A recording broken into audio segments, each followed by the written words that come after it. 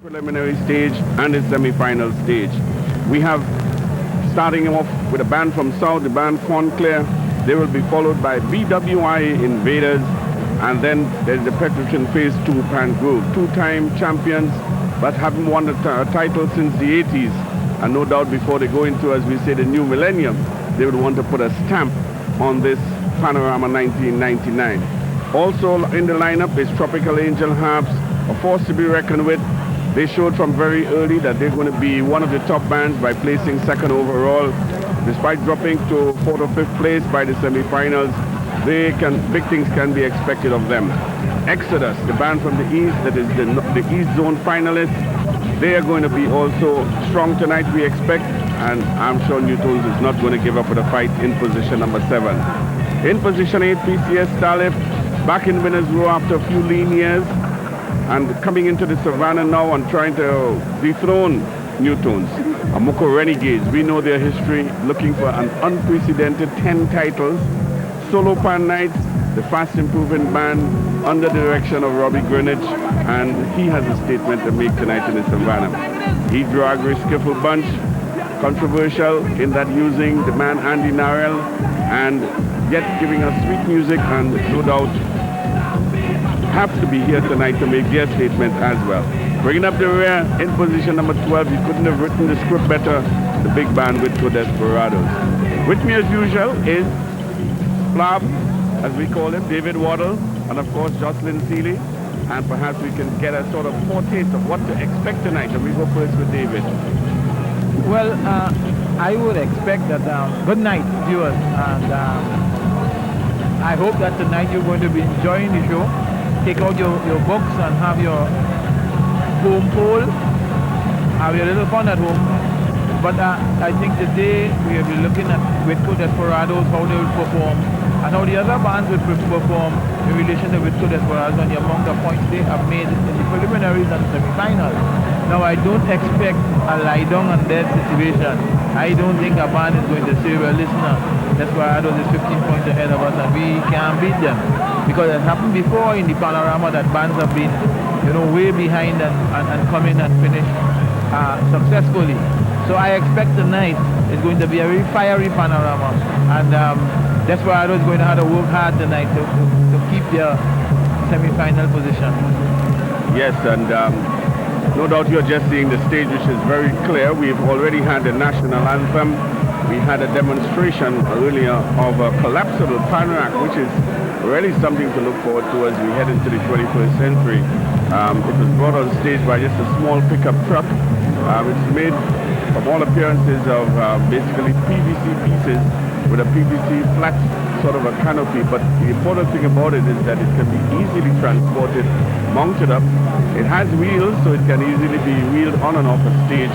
And that's really something that will help to cut down the transportation of the large conventional bands. Well, Jocelyn has had all her notes from the preliminaries up to now, and I know she's raring and ready to go to hear these bands with their thrilling performances that they have for us tonight. Jocelyn, how are you keeping tonight? Well, I'm fine. I'm really excited. I think that we're going to witness here some of the greatest music in Panorama history, because I think this year we had a wonderful music to choose from, and we have a variety of music here, and everybody has done extremely well. I heard from Panjin Begu that the largest number of bands scored over 400 marks for the first time in the history of the competition. So I think that the technique and the, I don't know what it is, maybe it is the last Panorama of before the millennium or what, but everybody wanted to be in. It was so nice to see Casablanca and Meritones and these bands come in, and I wish they could have been here with us tonight. But I'm looking forward to tonight's music. I think it's going to be really quite spectacular. One of the things that we have to look at is that for the first time someone is playing a piece, a foreigner is composing. Mr. Andy Narell was invited to do so for Skiffle Bunch, and he is really playing Coffee Street, and there's a lot of talk about this is not a calypso and so on. So I think that has to be looked at, so that we would not have in the future perhaps people just choosing a piece of music and saying this is my Panorama music. I think Panjin Begu has to make some kind of a ruling there for the future. But tonight anyway, we look forward to his music, which was quite good, and gained the position here in the finals tonight. But I'm very happy. I'm thrilled for the boys on the hill, Desperados, because I remember in their heyday they did so very, very well. And it's good to see them back in that winner's circle. But I know that the others coming behind have done a lot of work this week, and everybody's going to be coming out doing their absolute best. And I think it's going to be a very, very thrilling experience. Well, interestingly, we have two selections that will be played 3 times each tonight. Toko Band by the Lord Kitchener and In My House. Let's talk a little bit about Toko Band, David, and your assessment of this tune as a Panorama piece. I know in the past you were entrusted with the responsibility of selecting Panorama tunes for steel bands. How would this have measured up in your day? Well, Toko Band is a good calypso, no doubt about it. But in the present context, I would not go for Toko Band. Now, it must not be misunderstood what I'm saying. In my style and my modus operandi, would not use Toko Band, but there are people who Toko Band will suit. Now, there is something about Toko Band that I believe is not as easy to arrange as people think it is. It's a beautiful production as sung by Kitchener, and it sounds so beautiful on the radio that it's something that you tend to just rush into. But when you reach there, you realize, well, hey, this is not what I expected. You know, you've got to do some work, but you have to be able to use that minor to major situation. You know, a lot. You have to be very comfortable in it. And I don't know. You know, I don't have the confidence in that type of thing. How do you rate In My House? I think In My House is good. I like what are you liking? What am I liking? Yes, and looking down the line, we see that Toko Band will be played by the BWI Invaders. It will also be played by New Tones, who we haven't heard from since the preliminaries, and also by the Amogo Renegades. Whereas In My House will be played by the Whitford Desperados, of course, also by the band PCS Stalin, and the Solo Pan Knights. And Justin, your assessment of the two selections? I like both songs because I've never arranged a band or anything. But I would have thought that Kitchener's piece of music, but as Dave says, a person can only work with a piece of music that appeals to them. If it appeals to you and you can handle it, you can do it very well. And I thought Toko Band is a lovely piece of music to arrange for band. The melody seems to fit the band so well. The instrument and instrumental arrangement. But I also like In My House very much. And a number of other pieces this year actually. And I think that what Bradley has done In My House has paved the way for a lot of experimentation with music from here on in. I think people will now see how far they can go with development of the themes of the motifs that they choose to work with. All right, well then perhaps we can take a look at Ken Professor Fillmore and his composition Carnival is We. And again, David, what is your assessment of this piece? I find it a very nice piece of music. You know, I find it sweet. I like the progressions and the chord progression in the verse, and that, as far as I'm concerned, lends itself to some very beautiful tenor-pan solos. I like the piece. I find it very bouncy. I find it attractive, and with a little bit more exposure could have been the type of selection that might even be attractive to some of the other arrangers. Yes. I could see... How well acquainted are you with this piece, Johnson? I'm not very well acquainted with it. I haven't heard it very often at all. I was just able to follow what they did on the semi-final night fairly well, because it's fairly defined verse and chorus, and you can go with it, but I'm not well acquainted with it. But I found that it worked very well with Contestant. Well, Sweet and Sexy, another in the lineup of great selections by the man, Len Bugsy Sharp. Let's talk a little bit about Sweet and Sexy. Sweet and Sexy has a touch of the old time thing in it. And I think that is the attraction, you know, I think that's the attraction it has for me. The calypso itself is well structured and so on, but there's an old time flavor that really could inspire into different avenues of musical thought. Yes, Sweet and Sexy. Again, the short lines, yes. But very, very sweet on different types of phrases. Some of the phrases are so kind of lyrical that it reminded me of Kitchener a little bit, you know, the way the melodic line. There's a melodic line that occurs twice, you know. I can't think of it right at the moment to sing it for you. But it's something more that it reminds me of the sort of melody that Kitchener would come up with. Yes, and apart from that, we can expect to hear tunes like Play My Music by Exodus and Coffee Street from Hydroglyphs Skiffle Bunch, and We Having a Ball from Nina Massey Trinidad All-Stars. But it seems to be a small delay here at the Savannah. You're viewing TDT live from the Queen's Park Savannah Panorama 1999, the conventional bands final. We'll go back to Master Control, and when we come back, we'll bring you all the action for Panorama 1999.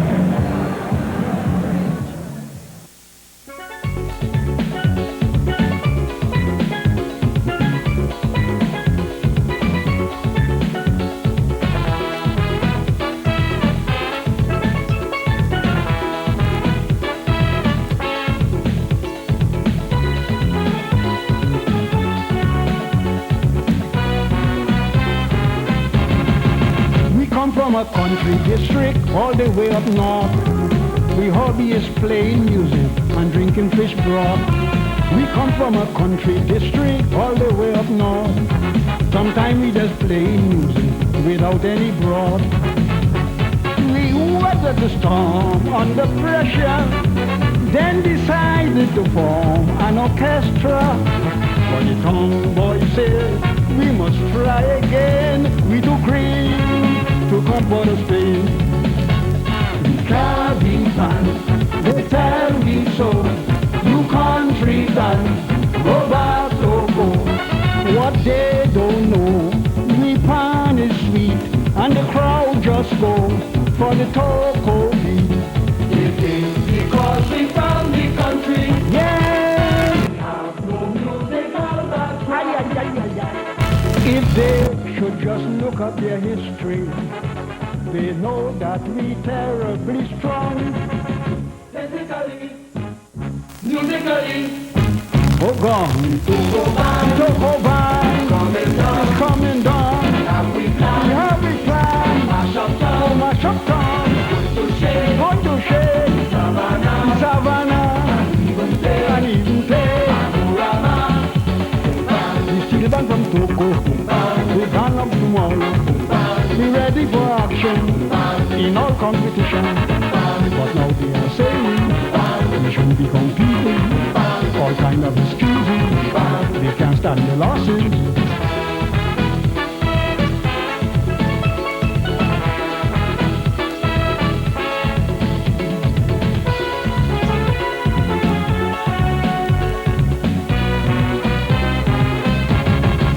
I nearly forget to mention, we have no panyard, no kind of accommodation, we really have it hard. For most of the time we gather alongside the sea and having to practice under a coconut tree, oh God. But that hadn't stopped perseverance, nor has it disrupt our performance. So all who say we can't beat pan, I know they want nothing with this band. Can't be fun, they tell me so. You country band, go back to go. What they don't know, we pan is sweet, and the crowd just goes for the Toco beat. They think because we from the country, yeah, has no musical background. If they should just look at their history, they know that we terribly strong. Physically, musically, oh gone, Toco Band, coming down, how we plan, mash up down, going to shake, Savannah, and even take, we still band from Toco, we band up tomorrow, we ready for action, in all competition, but now they are saying, we shouldn't be competing, all kind of excuses, they can't stand the losses.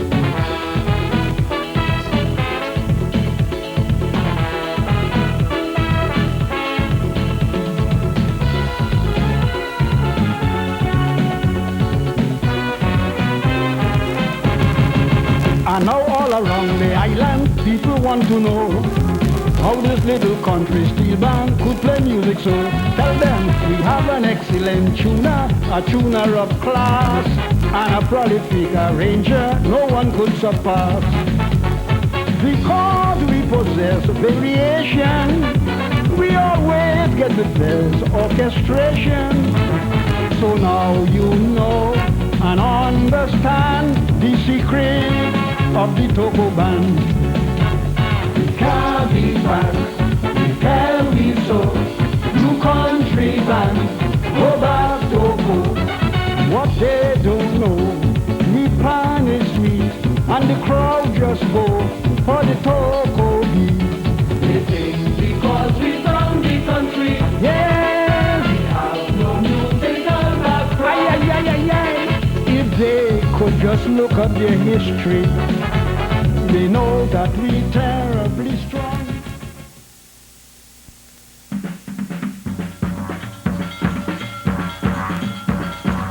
Juve morning, Bucknut Grove. The Renegade ready to go. We get the signal.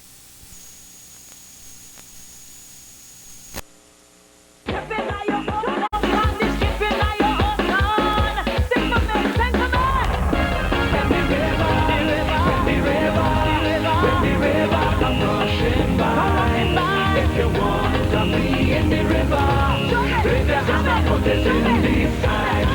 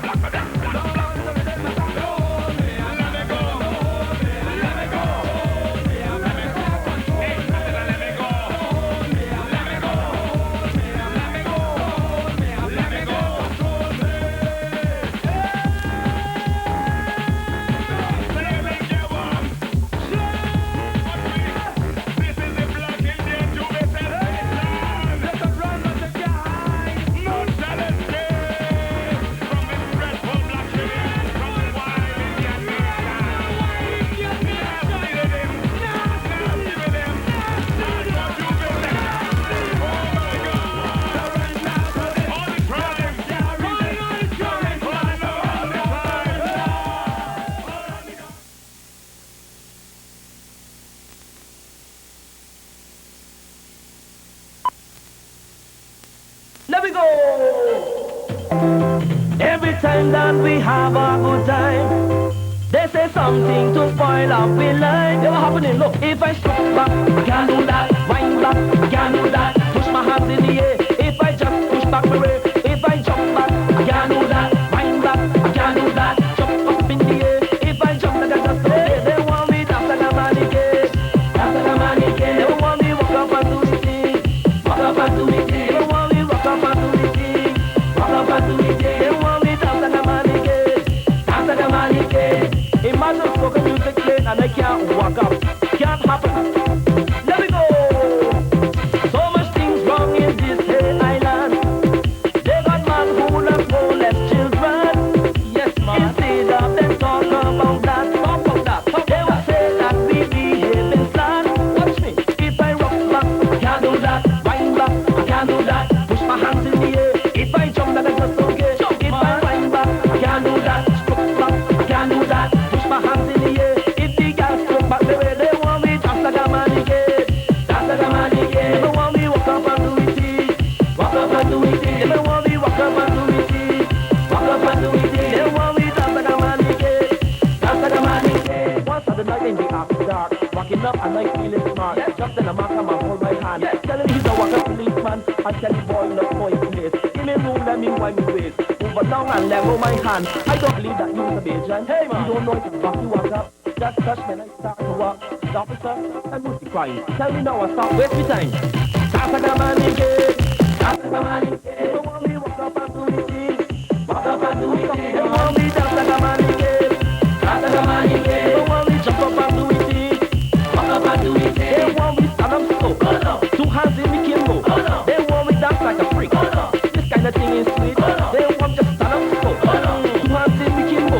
They want me dance like my move. Don't tell I a preacher go to this street show. And they don't want nobody to know. Cover up, but they always come in to condemn. And behind it will try me be fair. If I stroke back, I can't do that. Wind back, I can't do that. Push my hands in the air. If I jump like I just don't care. If I rock back, I can't do that. Push back, I can't do that. Can't push back the way. If you jump like I just don't care. They want me dance like a mannequin. Dance like a mannequin. They want me walk up and do it thing. Walk up and do it thing. They want me dance like a mannequin. Dance like a mannequin. They want me walk up and do it thing. Walk up and do it thing. It's time to stop back. Time to wind back. Rock back, rock back. Time to push your hands in the air. Everybody stroke back the way. Yes, man. If you don't let me wind my way, we gonna mash up the place. For real. Move, move, move. Let me walk up my move, man. Come along, come along. Hey, time to rock back. Time to push back. Time to rock back. Rock back, rock. Time to push back. Push back. Time to jump back. Jump back. Time to jump back. Jump back. Time to rock back. Rock back. Time to push back. Hey, back. Time to rock back.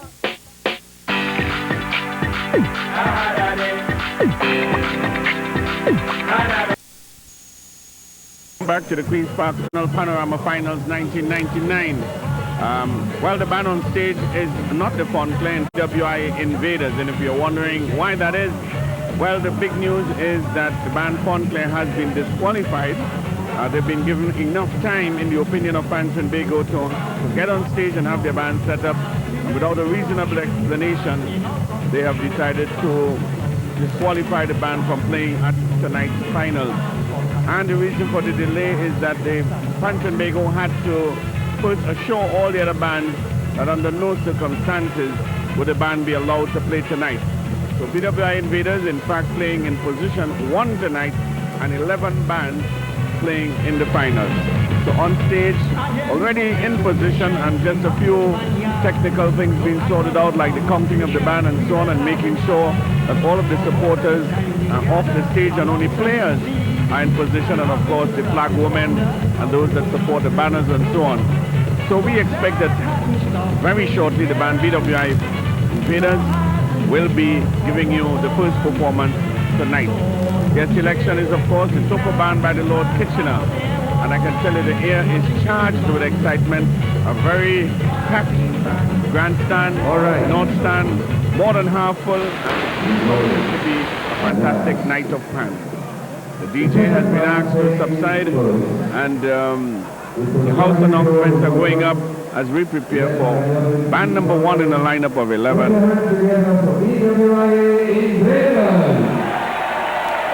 And you can hear the response of the crowd. They're anxious to hear some pan tonight after having to face a delay of over 45 minutes. But I'm pretty certain that when the bands get into action, all will be forgotten.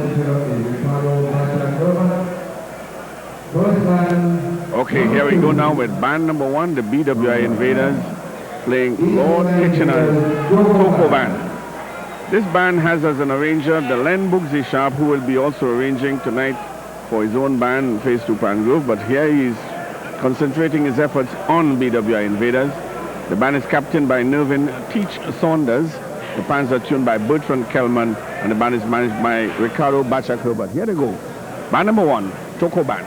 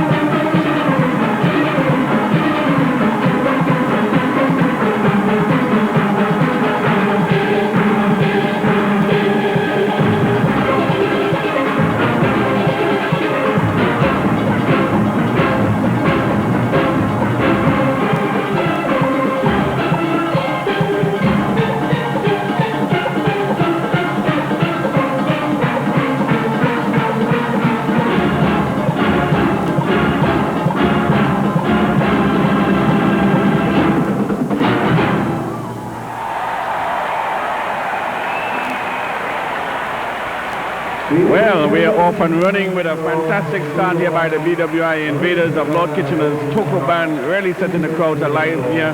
And I think we're in for a really great night of fun, Jocelyn. A lot more with the work. We began with sharp chords and an answering bass, nothing related to the calypso really, and then they had a little unison passage and they rose up onto what we call the dominant full chord, very full sound from the band.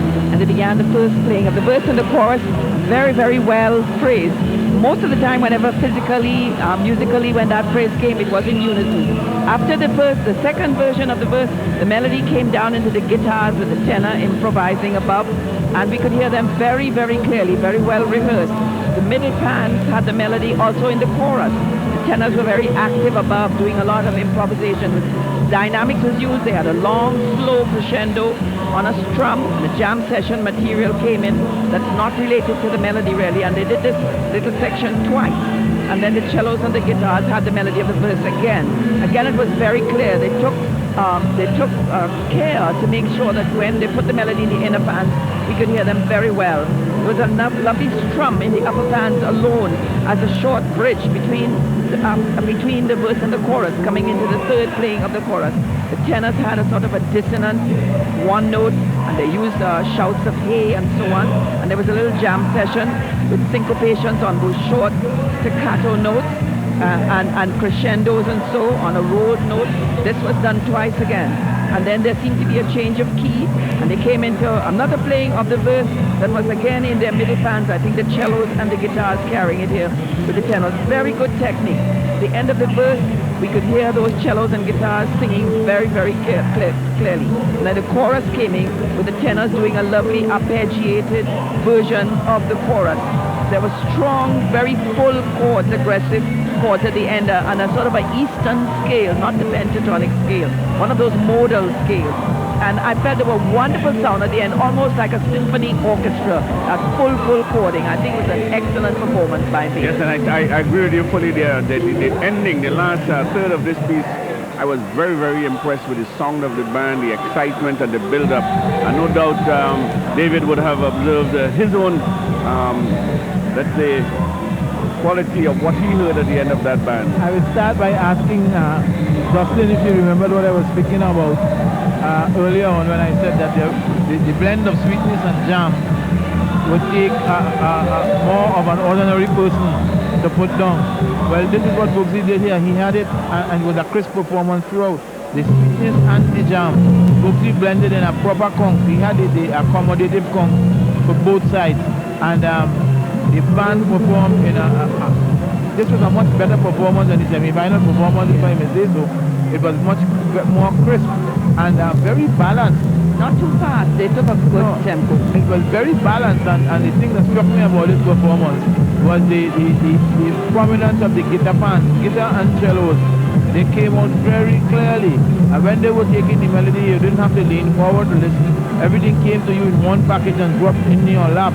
This was a beautiful first band here tonight, Alvin. Yes, at 425.5 points in the prelims, 441.5 in the semis. And you think that it were even better a band to watch tonight. We take a short break, and when we come back, more of Panorama 1999.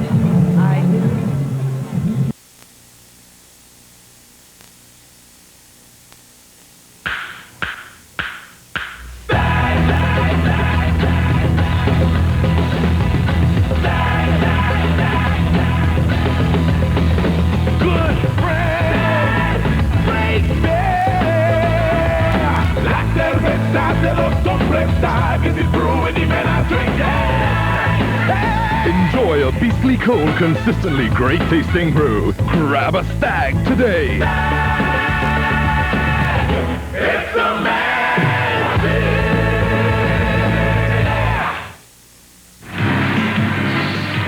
Do you want easy access to banking services 24 hours a day, 7 days a week? Simply call 62FIRST and experience the best in telebanking service. Call 62FIRST and our friendly customer service representatives will assist you. Or you can access our automated voice response system, deposit accounts, foreign exchange sales, loans and advances, Visa credit card applications, transfer of funds between accounts, and more. So stop by your neighborhood First Citizens Bank and register for the fastest, easiest easiest, most confidential way to banking via your telephone. First Citizens Bank Telebanking Service. Here now are some safety tips for Carnival from the Ministry of Health.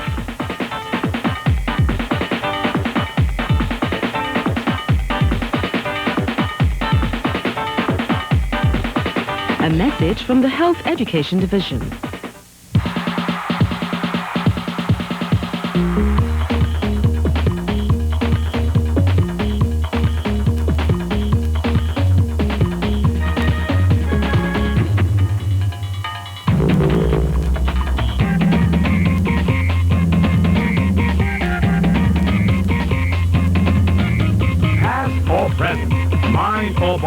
Watch it or wear it, run from or embrace it. Mask the power to move you. Courtesy NCBA in association with White Magic, the official rum of Carnival 99.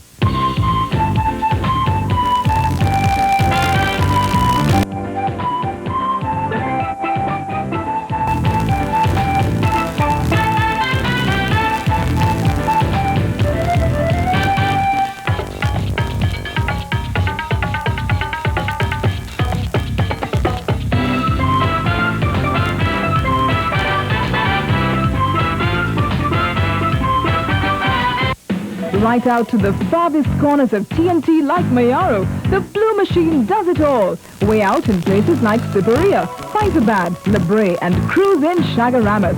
Use the one that does it all.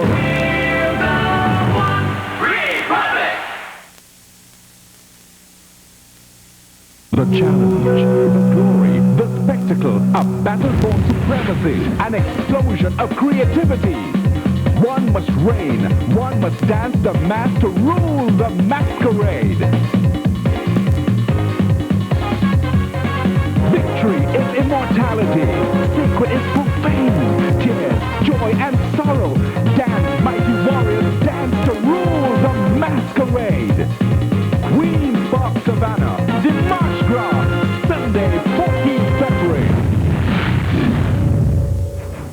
There's really one fact you can rely on every step of the way. There's really one standard of treating you like you deserve to be. Yeah, step into any republic branch and see.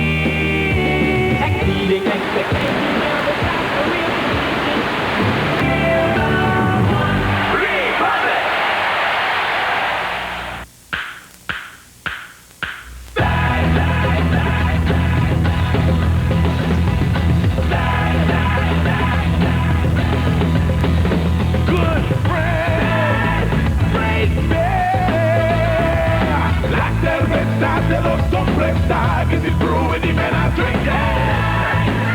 Enjoy a beastly cold, consistently great tasting brew. Grab a stag today.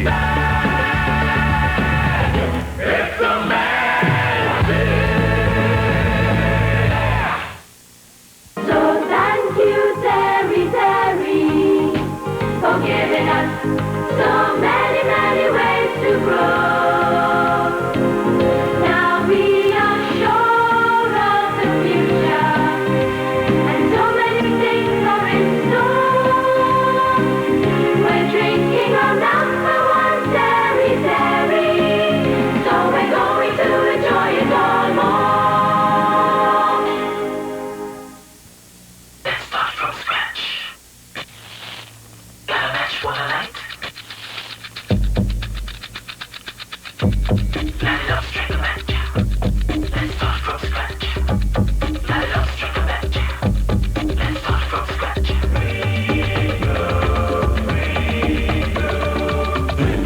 Got a match for the night. Got a match just right. Got a match for the night. Got a match just right. The islands of the Caribbean region are regularly hit by natural disasters. The outcome of these acts of nature is often extremely devastating. Lives are lost and property is damaged. Because of this, people are faced with the daunting task of rebuilding their lives. Too often, relief from outside of the region is slow in coming to our assistance. Self-reliance is therefore imperative. The Providence Girls Catholic School Young Leaders of 1999 is establishing a fund to aid our Caribbean islands in times of need. This fund is called the Caribbean GAIAP. We would greatly appreciate your support and contributions, as will the people who will benefit from the fund. Give your assistance, please. Thank you, and may God bless. Welcome back to the Queen's Park, Savannah. Tonight, the Mecca of fans, the National Panorama Finals for 1999. And in case you've just joined us, the big news is that band number 1, the Fontclair, has been disqualified. We have already heard from BWI Invaders, who eventually played in position number 1. And on stage is band number 2 setting up the Petrofin Phase 2 Pan Grove. Let me tell you something. As David said during the break, the air of excitement that we feel here, this feels like if we're listening to band, we're preparing for band number 8. It's really charged. We looked back a while ago, every seat in the grandstand is taken. The crowd, the mood is really alive here, and it bodes well for a fantastic night of pan. And I can see David itching to give me some comments there, so let's hear what you have to say, David. Yes, Alvin, the audience are already on the toes. Phase 2 cannot ask for more. Right now the audience are on the toes and they're just waiting on Phase 2. Invaders did the honors of opening doors, and what a door did they open. And as it stands now, it does not seem to have the first band and second band effect that we are usually associating with negatives, you know. This is a positive thing. Anything can happen from here on in. And I saw Justin warming to the sweetness of this tune, Sweet and Sexy. Oh, yeah. The more we hear it, the sweeter songs, eh? Yes, it does. And the two, that reminds me of Kitchen a little bit, that little phrase there. And of course, they have excellent technique in this band, and you're always aware of this wonderful spread of the chords that they create. And you know, Booksy can engineer a lot of excitement in his jam sessions and so on. And I saw him in the yard the other night, and there he was adding new things in the tenor section and all that. So I am going to listen very carefully, because I expect that it will be even more hyped up and more excited. And well done. I hope they take a nice, good tempo, not too fast, so that we can have all the clarity that we like to get. I know that he's going to use his guitars and his inside bands the way that they were used in Invaders also. I know that he's featuring that, so I look forward to hearing what he's going to do with this lovely tune. Yes, and 443 points in the semis, which put him second overall at the semi-final stage. And in an interesting position. And the big question though, is can he close the gap, which the judges provided for the leading band at that stage? And the man I have to ask that is David, because he's had so much experience working with bands that have been able to come from behind. Can you recall any band which was able to close a significant gap and come back and win a Panorama against or not, David? Well, Starlight with Queen and the band didn't even qualify. Starlight didn't qualify. Starlight qualified by virtue of People's Choice. They came 13th. Right. And then won on the wire. Now the thing about it is this. We have to look for something like about 25 to 30 points tonight. You gotta get up in the 470s. Yeah. He has the 475 is our right point. And the thing about it is that he would not have been at home sleeping. And we would expect that whatever work he has done, I heard Jocelyn said that she went to the yard and he was changing this and changing that. But that is typical Booksy. And he doesn't rest when he's in front. So I don't see why he should rest now when he's behind. So I expect a lot of work to be done on this tune. I expect Phase 2 to come out fighting to get that 30 points. Yes, and looking back quickly at some of the high points of this band, which was founded way back in 1972. We look at years like the 1997, winning the North Zone with I Like to Beat Pan, 1986, Pan Rising first in the zonals, and 1987, when they won their first final with This Feeling Nice, sung by Denise Plummer, and of course repeating in 1998 with Woman is Boss, which still sort of stands out as one of their more memorable pieces. Fire Down Below. In 1989, everybody was looking for that big hat-trick, and after placing first in the zone, they were edged out in the finals, placing second. Well, getting into the 90s, they have not yet won a national panorama, but let me tell you, this band has reached very close on several occasions. 1992, Jam Me Up, placing second. Then Birthday Party, placing second again. There were a couple of years when Ray Holman sort of held the thing together with Panic in 94 and Jam It With You in 95. And then Bugsy made a big return in 1996 with Mind Your Business when he placed second in the finals.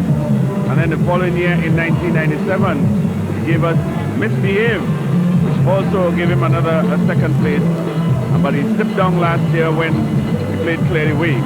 Back to make a statement here today with a tune Sweet and Sexy, and perhaps Justin can give us a little preview of what to expect, although we know that Bugsy would have added a lot. Yeah. Not necessarily a lot, but he would have added some few interesting things for tonight. You mean what Justin would expect that we would expect? Well, they had last time they played for us, they had a strong chordal start, and they used fragments of the calypso to create the introduction, which was very good technique and a disciplined sound right at the start, and then they had a chromatically rising sequence which took us into the first verse and chorus. Very clear spread of chords, and we could hear the guitars, and we could hear the inside chords even when they were just chording, when they were playing. Very a short bridge. I think they used a phrase was in the basis, and they went into the first variation of the verse again. So they went straight away into a variation of verse and chorus again, which was very rhythmically different. Then they had a jam session after that, which begins with new material, or material rather like related to the calypso, but not really, just rhythmically related. The verse and chorus came back in the cellos with a counter motive in the tenor, and into the chorus, some very rapid tenor work. Then there was another jam session, and there was a strum in the bass and the cellos that was very noticeable. And the tenors, they seemed to be part of the chorus. They used a phrase of the chorus as a rising sequence. I think they used the crescendo, so they will be using some dynamics there. Very effective into some arpeggios, descending arpeggios, which were very nice. And they seemed to have gone into a new key to me at that point. And then they came back into the verse again and the chorus again. The coda began after this with this one note, a rhythmically played one note, which Bugsy likes to do, with the bass and the tenor conversation, a sort of an exchange between them. And there was a chromatic line in the tenor too, that's rising by semitone. They used another crescendo here towards the end, and they had a sustained rolled chord and a very sharp rhythmic ending. This is what they did for the semi-finals, but I'm looking forward to a few changes here and there. I doubt they wouldn't take away everything that worked well, but they would put in something else. Thank you, Justin. And if you were observing a while ago, you'd have seen Anselm Douglas walking on the stage there. Just before that, hugging up Len Bugsy Sharp, and the writer of the lyrics of this tune, Rafi Camacho, Trinidadian who resides in Miami, good friend of mine too. And the three of them have combined to give us this sweet and sexy this year. Very, very interesting, very melodic selection. Alvin, I observed these two have varied their distribution of fans. Actually, I was going to ask you about that. Yeah, the set about the fans, yes. It does seem as though Bugsy is going to play the big fans tonight. I see the fans on stage here. You see they're removing the cases now. Yes. And I suspect that somewhere in there, we have this pair of second fans, I believe it is. It looks like double second, the oversized double second. More like about 25, which has a beautiful range, diameter. Beautiful range. Yeah, there's supposed to be quite a range there. Well, could we also expect a little cadenza inside of there, a little solo by Bugsy? It's not beyond him.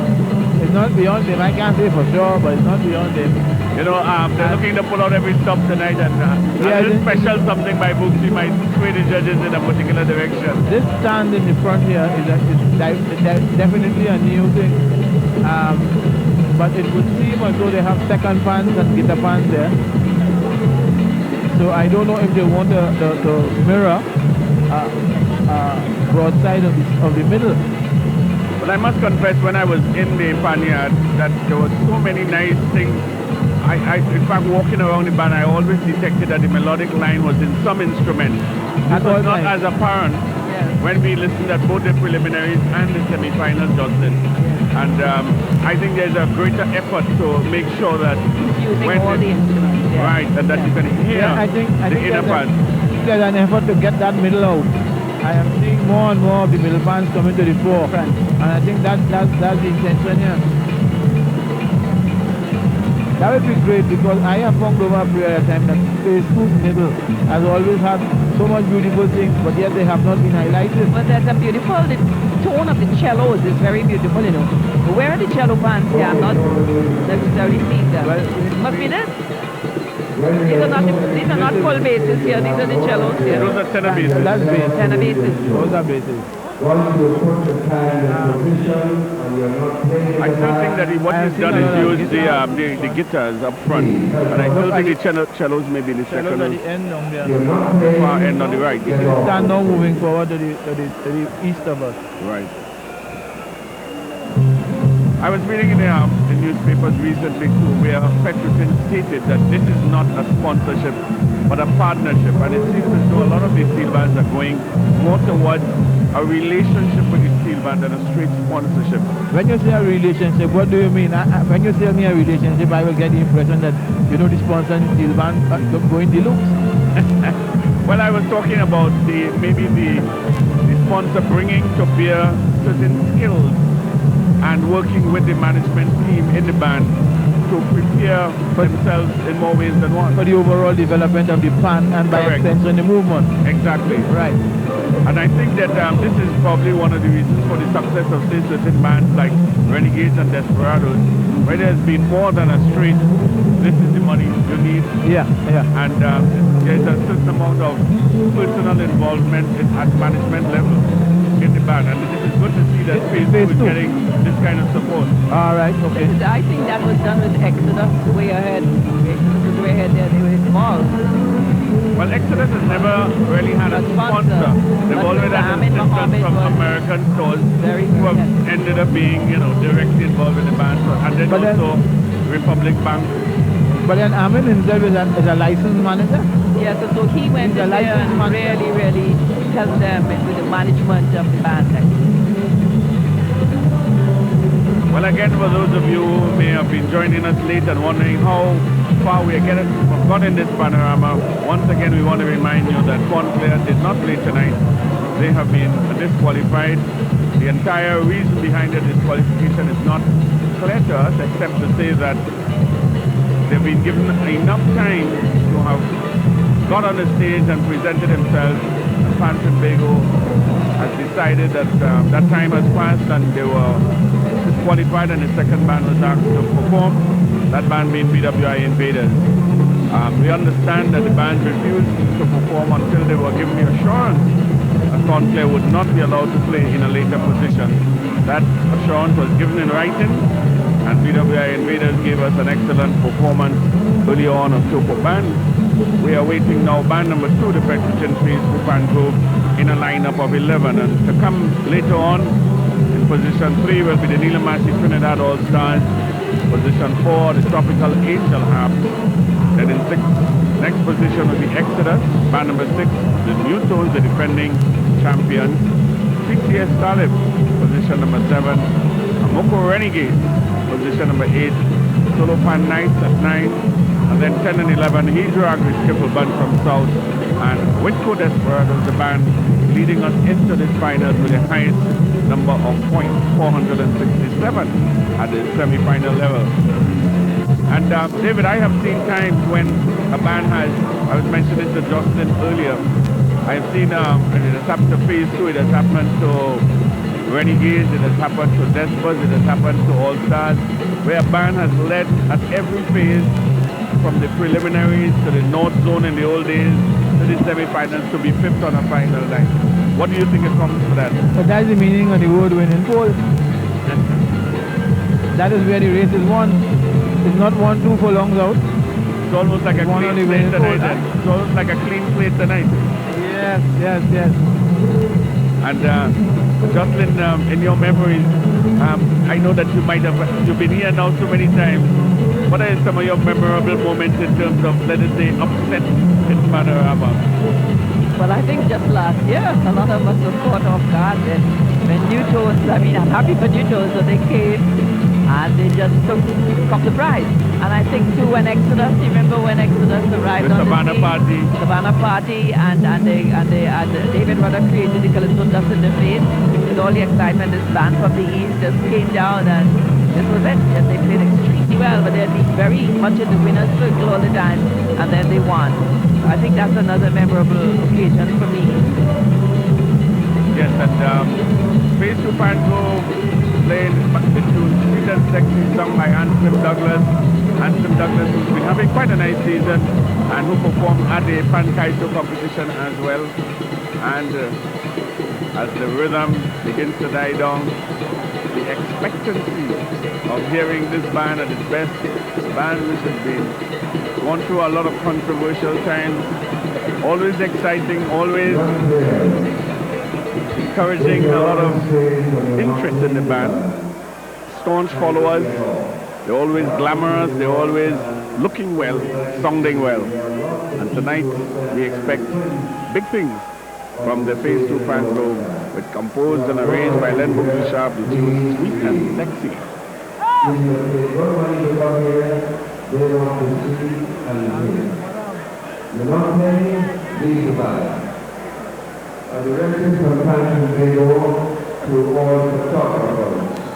A house announcement coming up just before the introduction of the band as we await the start of this band's performance. This we want to make quite An appeal to some of the photographers who obviously want to get the best pictures, not to sort of go into the band and distract the players. And really the only official people allowed inside the band would be the TTT cameramen who are accustomed to, let's say, keeping their cool while they film the players. And there goes the announcement now of band number 2 tonight, the Phase 2 Pan Group from Woodbrook. They will be playing Sweet and Sexy, lyrics by Rafi Camacho, but composed and arranged by Len Booker Sharp, sung by the Calypsonian Ansem Douglas from the band Horizon. The band is led by Michelle Huggins Watts, and the pans are tuned by Lincoln Noel and Bertrand Kelman. Band number 2, the Phase 2 Pan Group.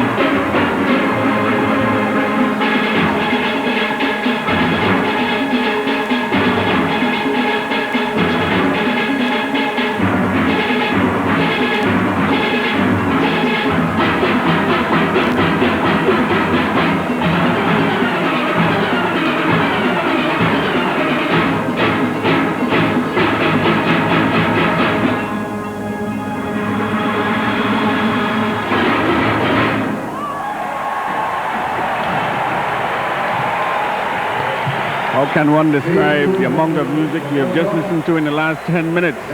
Well, Justin is going to make a try. Make a try. Well, there was a strong chordal start, and I think that new material there that's related to the calypso, not really quite, and a sort of a rumbling sound, and then he uses those great notes, drum, drum, drum, a crushed note, it's called in music, and a nice, also a crescendo and a chromatic figure, and that was repeated again into a rising sequence, and that was all the introduction, coming into the first playing of the verse. Very well phrased, also the chorus. I saw Boogsy here in front, he was right in front. Then there was a little bridge, there were repeated tenor notes and an answer in the bass, and they came into the second playing of the verse.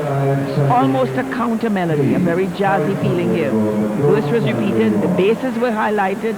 It was almost like a jam session feeling, but I have a feeling it was a playing of the verse and chorus again. Very exciting, offbeat tenor phrase. Then we have that one-note motive which comes all the way through the arrangement. Basses were very clear with their rhythm. Then we had a unison, one syncopated note, and the idea was developed. And then we came into, I don't know if it was a jam session, it was a very lyrical counter melody in the tenors. I believe it was another playing of the verse. The melody I heard in the guitars finally, and this was the verse. The chorus came back into the tenors. And then they used the bridge which appears in the calypso. And they repeated that one-note syncopated idea and used some unison, everyone playing that one note in a long crescendo, very long, well-rehearsed, rising motif. The basses were very clear here, and they had a sort of an old-time brass band idea just fitted in there. Came back into the playing of the verse again, another playing of the verse and the chorus. And the cellos and the guitars were very nice, with tenor work being done above. And there was a coda at the end. A very full chord sound was used here, and that one note motive was, and the answering bass came backing again. Very exciting ending. There was a crescendo and some very sharp, strong chords at the ending. So I think it was a very freestyle. Boogsy had several jam sessions, and he, I think, stretched the envelope of just playing a verse and a chorus quite a bit. Although you could hear the melody all the time, he did experiment a lot and create a lot of new things.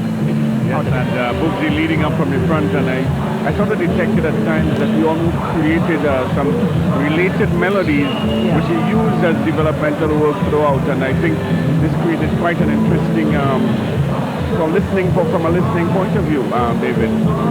Yeah, I have listened to you all speak, but you haven't addressed the 30 points. You haven't addressed the 30. What's that? You haven't addressed the 30. The 30? Yeah. Whether he was able to pick up that 30 points? You think so? Well, you tell me. You're the expert. I am the expert? No. No, this was a different band. This was an entirely different band in the semi-final.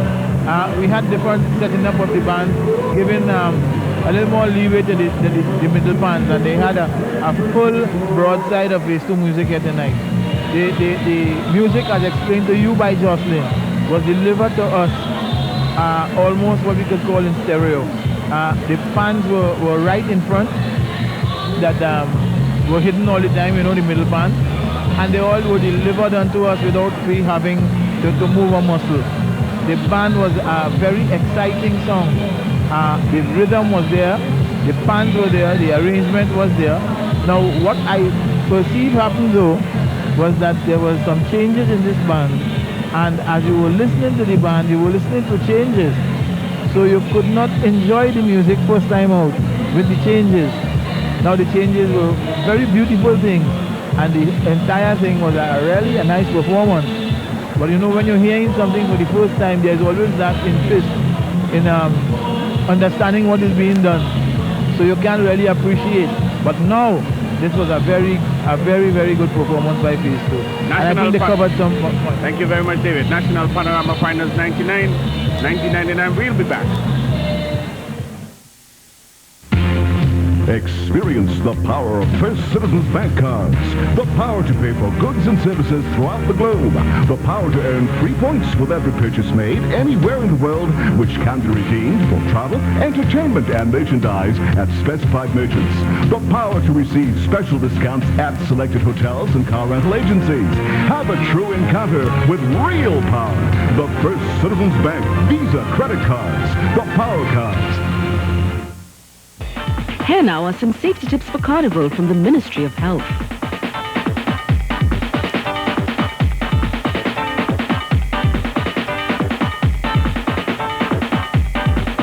A message from the Health Education Division.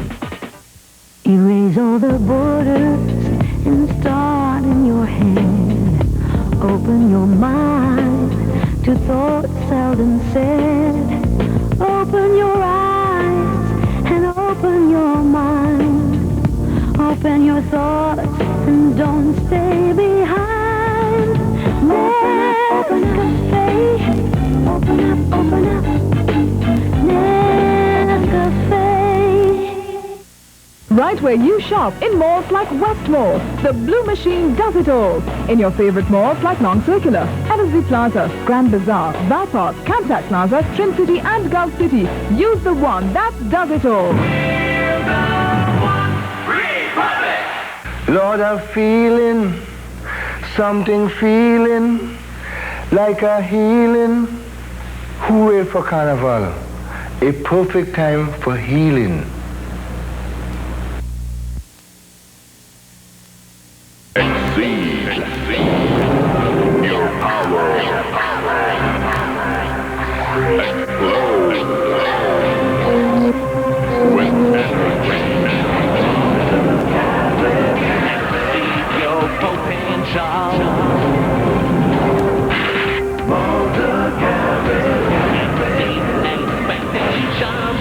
Exceed your potential.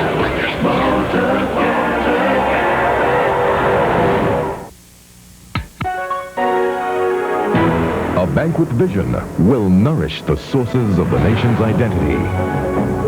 It will foster our cultural expansion, nurture our champions. It will teach our young leaders their adult responsibilities.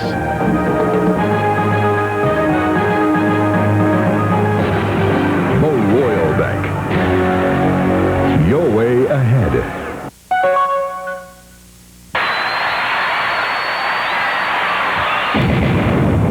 Carnival is over. It's time for the annual Cricks World Lab Festival. On Friday 19th, Grandstand, Queen's Park, Savannah. Saturday 20th, Car Park, Pointe-à-Pierre. And Sunday 21st February, Saw Park, Tobago. With USA, Canada, England, Jamaica, Bolivia, India, Barbados, and the best of Trinidad and Tobago. Miss Mount Organ, Miss Monica, did he force you? To me? What it was everything you're hanging down, you just put in your face? Anyway, let me leave this for... Last for Canada. Last for India. Last for Bolivia. Last from Trinidad. And about me. Child. Your child?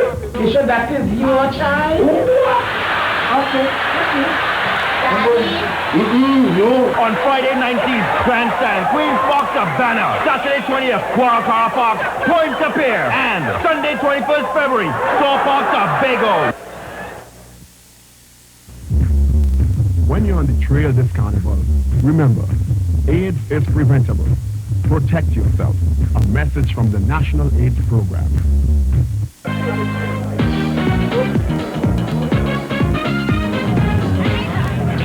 Ah, boy, just in time. Mama, another 5 black labels. On his bill. Boy, these fellas do miss a Friday.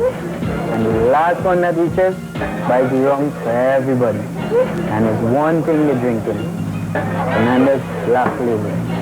I see people from all parts of Trinidad and Tobago. And it's one thing to say. Fernandez Black Label is really drinking good. Fernandez Black Label Rum is really drinking good. All roads lead to Manzanilla for the 4th annual Demorier Ash Wednesday Cool Down. 3 big bands, Roy K. All-Stars, Ruction and Tidal Wave, plus Raga Soca Monarch champion Ivor George. Also 3 Canal, Bungie Garland, Black Lyrics, Billy the Kid, and much, much more. Plenty food, plenty fun, and 6 miles of beach. Manzanilla, Manzanilla! Here we come for the 4th annual Demorier Ash Wednesday Cool Down.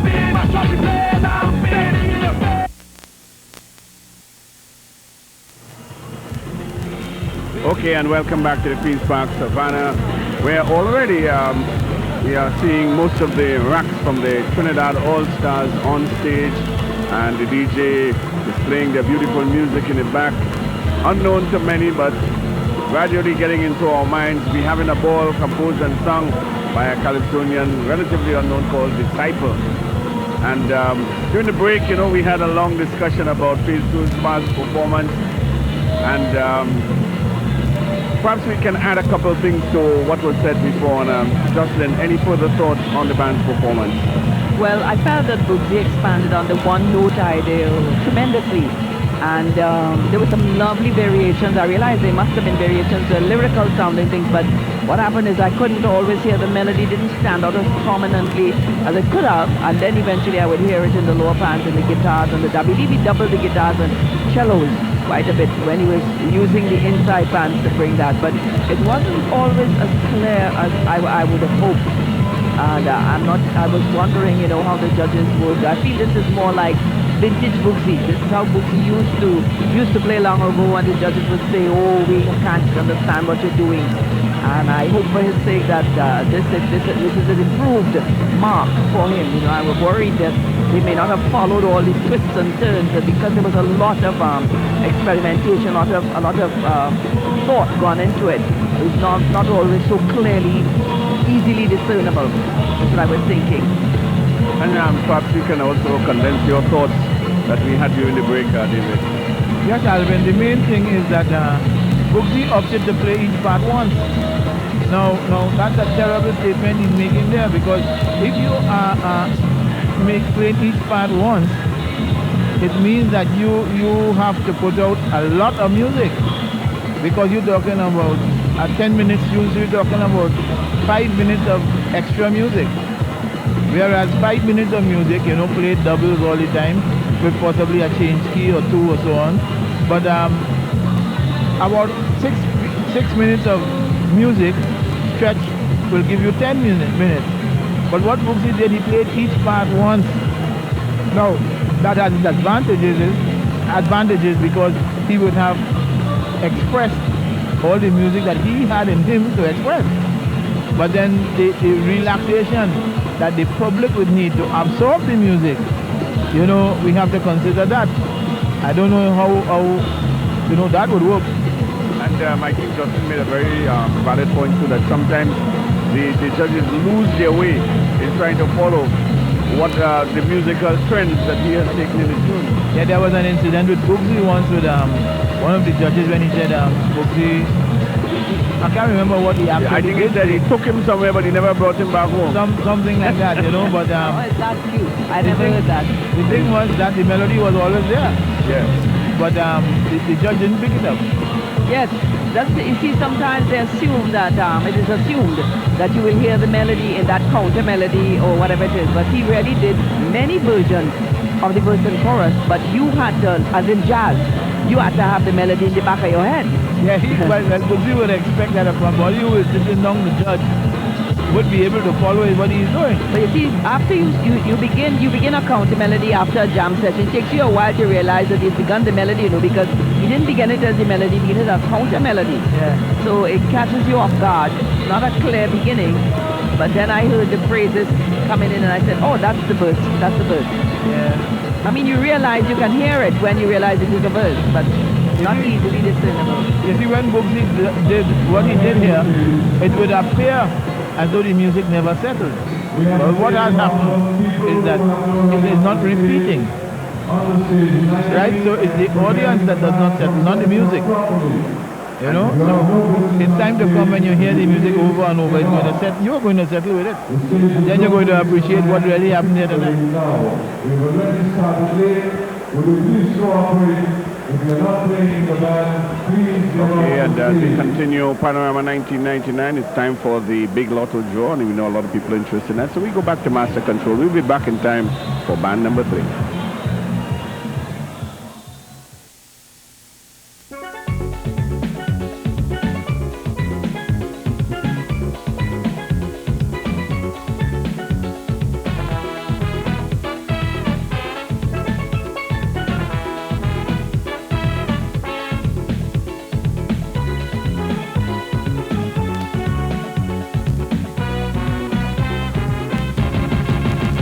From a country district all the way up north, we hobby is playing music and drinking fish broth. We come from a country district all the way up north. Sometimes we just play music without any broth. We weathered the storm under pressure, then decided to form an orchestra. But the tongue boy said we must try again. We too green to come for the Spain. We can't be fans, they tell me so. You country dance, go back to go. What they don't know, we pan is sweet, and the crowd just go for the Toko beat. It is because we found the country. Yeah, we have no musical background. If they should just look up their history, they know that we terribly strong. Physically, musically, oh gone. Toko Band is coming down. We have a plan. Mash up town. Going to shake. Savannah. And even pay. Panorama. The steel band from Toko. We'll stand up tomorrow.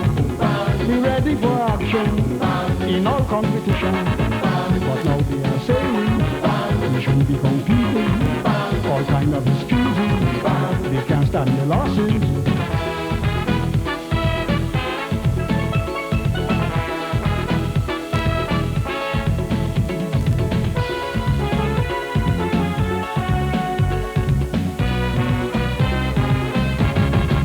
I nearly forget to mention, we have no panyard, no kind of accommodation, we really have it hard.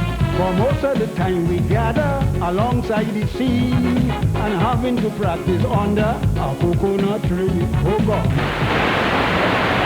Stop perseverance, no hazard disrupt our performance. So all who say we can't be pan, I know they want nothing with this band. Can't be fans, they tell me so. You country band, go back to go.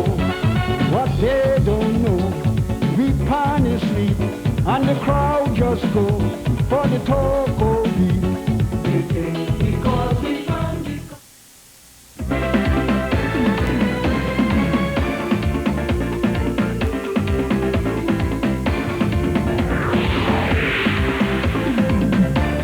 Good evening. It's Saturday, February 13th, 1999. I'm Deirdre Oliveri. Welcome to the National Lotteries Control Board's Lotto Draw number 241. Tonight's draw is supervised by independent auditors Panel Foster and presided over by the NLCB. And now let's draw the 6 lucky numbers for this evening's Lotto jackpot of a guaranteed $1 million. Our security supervisor from the NLCB will load the 36 balls for this evening's Lotto draw. 1, 2, 3, 4, 5, 6, 7, 8, 9, 10, 11, 12, 13, 14, 15, 16, 17, 18, 19, 20, 21, 22, 23, 24, 25, 26, 27, 28, 29, 30, 31, 32, 33, 34, 35, and 36. And now it's time for our lucky numbers.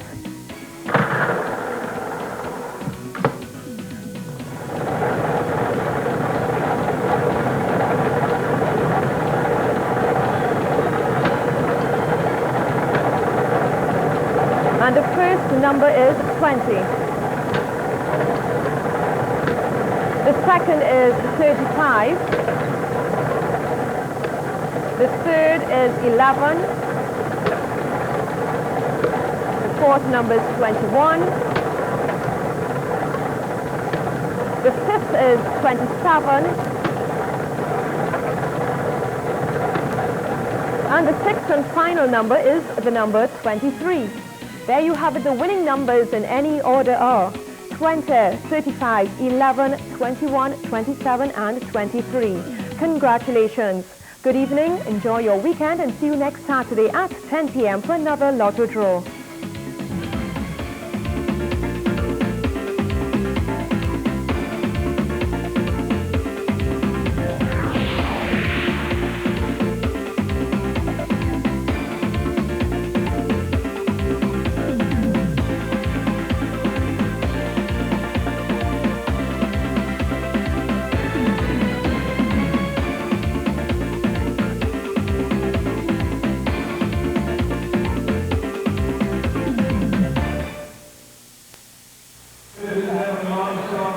Okay, welcome back live at the Queen's Park, Savannah. The band number 3 listed original position number 4, but playing at position number 3 now, the Trinidad All-Stars. And we've had a bit of excitement as when our own Miss Universe is on stage.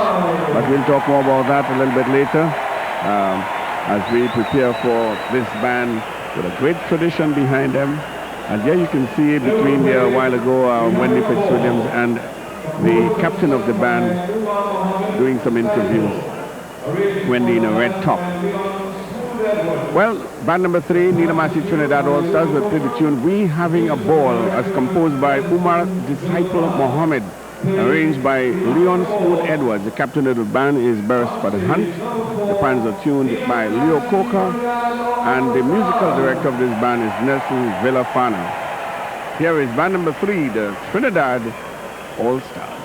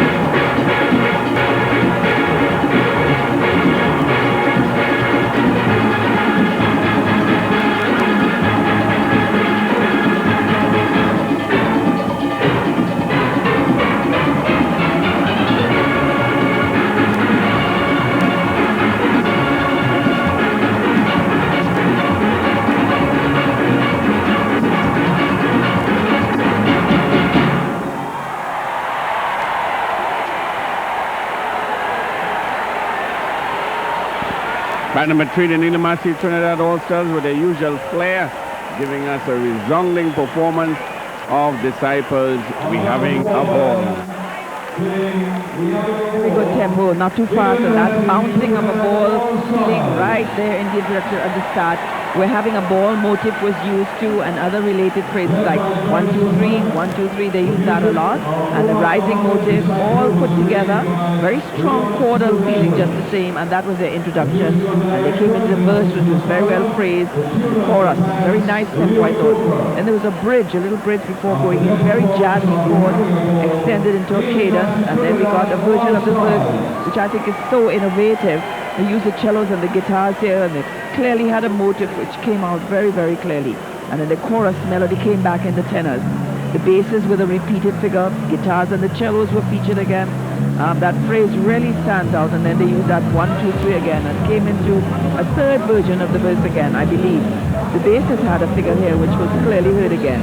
So they kept using their inside pans, and yet you could have all the clarity you wanted. Melody was back in the tenors when it came to the chorus again.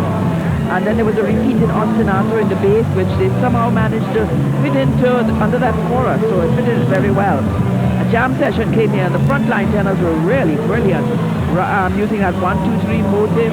It was an old-time sort of rhythm, like a jouet rhythm, coming in with the inside pans in the middle of that jam. Some call and response, some tenors in the bass using that 1, 2, 3, 4, 5. They went up to that part of the motive instead. It was a change of key, and I believe they came into a third version of the verse.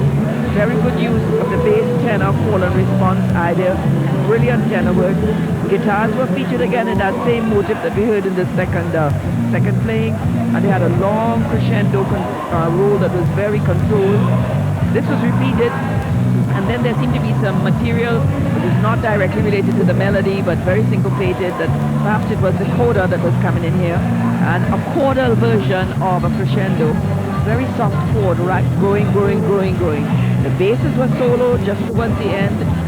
Some very sharp staccato playing from the tenors, building up to the motive, we're having a ball right at the end, and some very strong, sharp chords at the end, in a very excellent, well executed, well prepared, and there was quite a bit of clarity in this, and I think they stayed close to the music with which they had to work.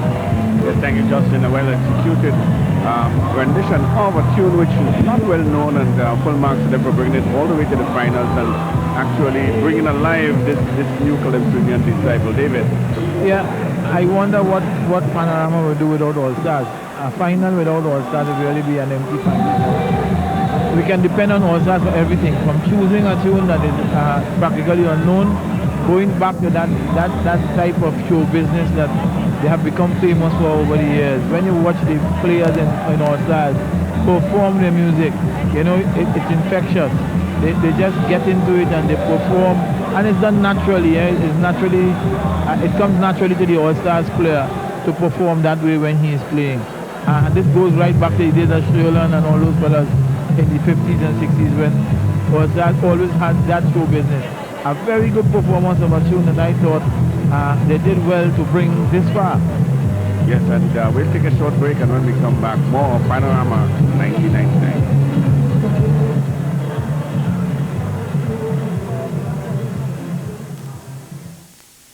Big line, big party, big problem.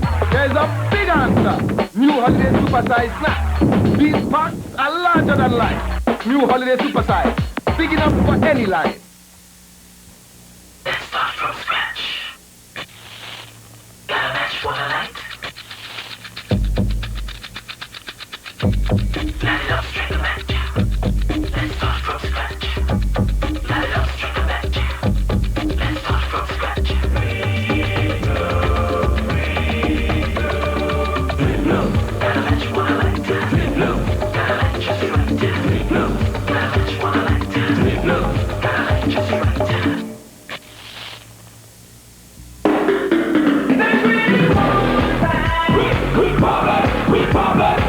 We got so many ways to help you get along. Come on back on us. We're here to make you strong, strong, strong.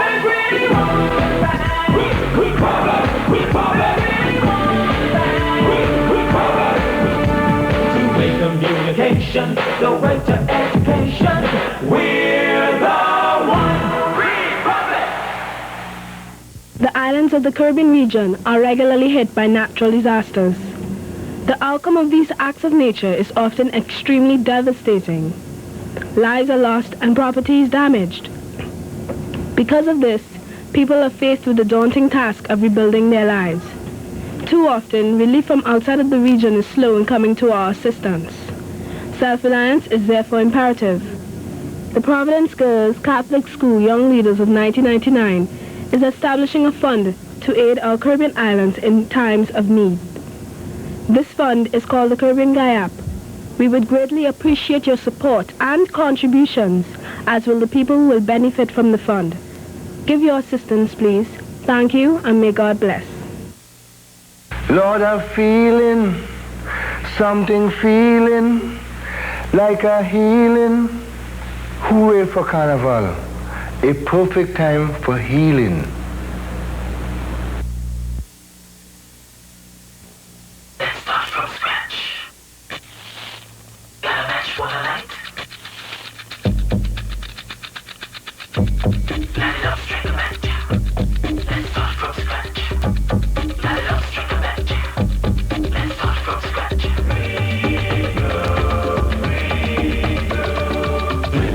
Got a match for the light. Got a light just right. Got a match for the light. Got a light just right.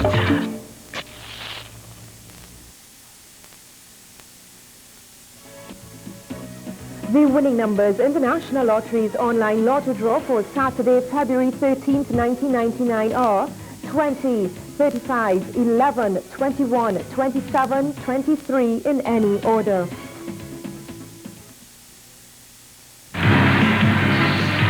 Do you want easy access to banking services 24 hours a day, 7 days a week? Simply call 62FIRST and experience the best in telebanking service. Call 62FIRST and our friendly customer service representatives will assist you. Or you can access our automated voice response system, deposit accounts, foreign exchange sales, loans and advances, Visa credit card applications, transfer of funds between accounts, and more. So stop by your neighborhood First Citizens Bank and register for the fastest, easiest, most confidential way to banking via your telephone. First Citizens Bank Telebanking Service.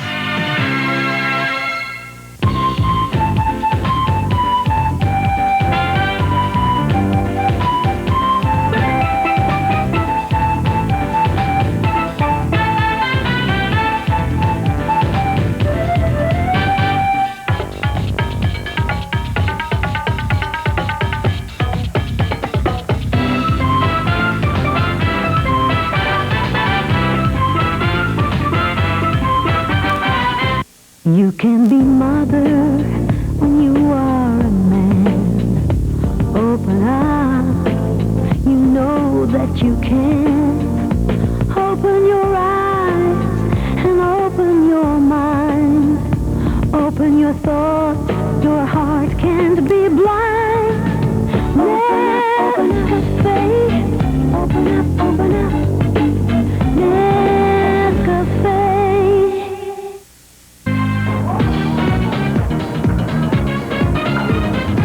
Rum Street. Red or white? No. Black. Fernandez black. Yes, now everybody drinking white rum. But now, everybody have changed to black. Fernandez Black Label Rum. Fernandez Black Label Rum is really drinking good. Welcome back. And you may be hearing in the background the rhythm of the iron side, as we call them in the North Stand, in the Grandstand actually. And they're really providing a beautiful rhythm to Blackie's Ting Tang, the tune of choice of the band that's making their way on stage, the tropical Angel Harps, the Southern champions for 1999. Playing in position 5, position 4, originally carded to play at number 5, but with the cancellation of band number 1, will actually play in position 4 tonight. Ting Tang, nice little tune, and give a preview.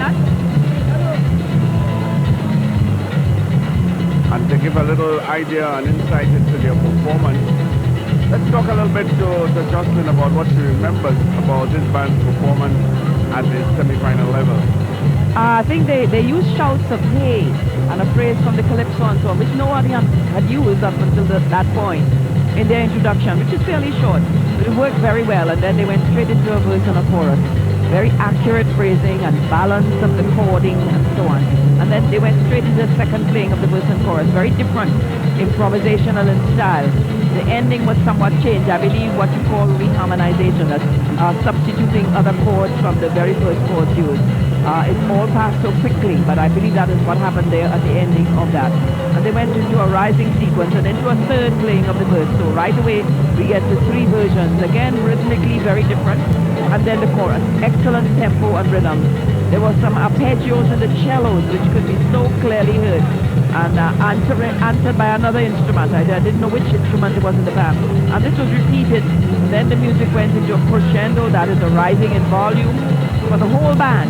And they used a phrase from Mozart, Ein kleiner Nachtmusik, which was interpolated there, and into a variation of the verse again, and a sort of a free developmental feeling even around the chorus. So I didn't know if it was a little jam session there or it was actually a chorus. There's a strum in the upper pants only. That means they lessen the texture of the band and they play only that. And that use of the word hey, the shout of hey comes in again. And there's a little samba rhythm comes in there again. It's coming down towards the end. Tenors were really clear. The verse melody came back. I don't know if it came back in its entirety, because we could have been approaching the end, which is what we call the coda. And you had a little rising sequence, a phrase also in the bass. A bit of a melodic development here, just at the end. Very good rhythm, well rehearsed. The coda seems to start there with that bass melody, and with phrases from the calypso, using the bass especially, and then they had a very good strong ending. That's what I remember of them. But yes, and some things that the audience can look forward to and listen for in this band's performance. The Tropical Angel Harps shaping up to perform here for us tonight. And David, some thoughts about what you are looking forward to from Tropical Angel Harps. Well, Tropical Angel Harps, they have a whole community. There's a whole community thing with Angel Harps, and they have developed beautifully to where they are today. Now, this performance, I think they are trying to accentuate fans could play anything. So throughout the arrangement, you get these illustrations of different types of music, where they're saying, well, listen, this is what we can do, this is what we can do. And they are the South Zone winners, and they were second in the semi-final, was it, Albert? They were second at preliminary level. At preliminary, and third at semi-final, huh? I believe they might have slipped third or fourth. I'll just check quickly while you speak. But anyway, they were very up in the points. Yeah, but they were fourth because Whitco had topped the points with 467. Next was Phase 2 with 452. Then Exodus was 450 and a half. And just a half point behind Tropical Angel Harps in position 4. All right, and that is a band in contention. So we expect that this band is going to put a step forward here tonight, as evidenced by the other bands. And we will believe that they are fully capable of covering a certain amount of points tonight. So someone was also objecting to the fact that they used a piece of classical music interpolated in it, Mozart's music. But there was a precedent to that. I remember when someone played No Sleep. Remember that? No Sleep. What? No Sleep. The calypso No Sleep. Yeah. And they brought in a piece of Brahms' Lullaby. In fact, that was Bradley himself. Brahms' Lullaby came in. So, I mean, it's just a piece of a melody. Well, they do it with pop songs, they do it with Latin pieces. Yes, well, they come some classics or wherever, I see. It depends on the individual and taste, some people like it, some people don't like it. Yeah. I don't see anything wrong with it. No, but they were thinking it was unfair because it's a piece of classical music, but it's not. A melody is a melody. But I think what they're trying to do is to illustrate that fans will play anything. So that's why they're using so many different types of music. And if we look at the band's performance, 443 and a half points at the preliminaries, 450 in the semis. This band has really established itself as one to watch in this year's finals. Look back at last year, they played Clear the Way and they also won the South Zone with that tune. Terrence Morris, the arranger, has been selecting very interesting tunes over the years in 1997. One for the Savannah, which was the most popular tune in that year. Remember the composer Hollis Wright and singer Steve Seeley. And if we look at some highlights of the band performances over the years, a band which began in 1976 and really is a merger of Enterprise Angel Harps with Tropical Melody to form the name Tropical Angel Harps. Always fared well at zonal level, but sort of didn't make a statement until 1992 at national level. When although coming at 12, I mean they made themselves, they were present with the tune party, now start a crazy music. Throughout the arrangement you get these illustrations of different types of music where they're saying, well listen, this is what we can do, this is what we can do. And they are the South Zone winners. And they were second in the semi-final, was it, Alvin? They were second at preliminary level. At preliminary and third at semi-final, huh? I believe they might have slipped third or fourth. I'll just check quickly while you speak. But anyway, they were very up in the points. Yeah, but they were fourth because Whitco had topped the points at 467. Next was Phase 2 at 452. Then Exodus was 450 and a half. And just a half point behind Tropical Angel Harps in position 4. All right, and that is a band in contention. So we expect that this band is going to put a step forward here tonight, as evidenced by the other bands. And we would believe that they are fully capable of covering a certain amount of points tonight. So someone was also objecting to the fact that they used a piece of classical music interpolated in it, Mozart's music. But there was a precedent to that. I remember when someone played No Sleep. Remember that? No Sleep. What? No Sleep. They call it No Sleep. Yeah. And they brought in a piece of Brahms' Lullaby. In fact, that was Bradley himself. Brahms' Lullaby came in. So, I mean, it's just a piece of a melody. Well, they do it with pop songs, they do it with Latin pieces. Yes, well, they come some classics or wherever. I see. It depends on the individual and taste, you know, some people like it, some people don't like it. Yeah. I don't see anything No, but they were thinking it was unfair because it's a piece of classical music, but it's not. A melody is a melody. But I think what they're trying to do is to illustrate that fans will play anything. So that's why they're using so many different types of music.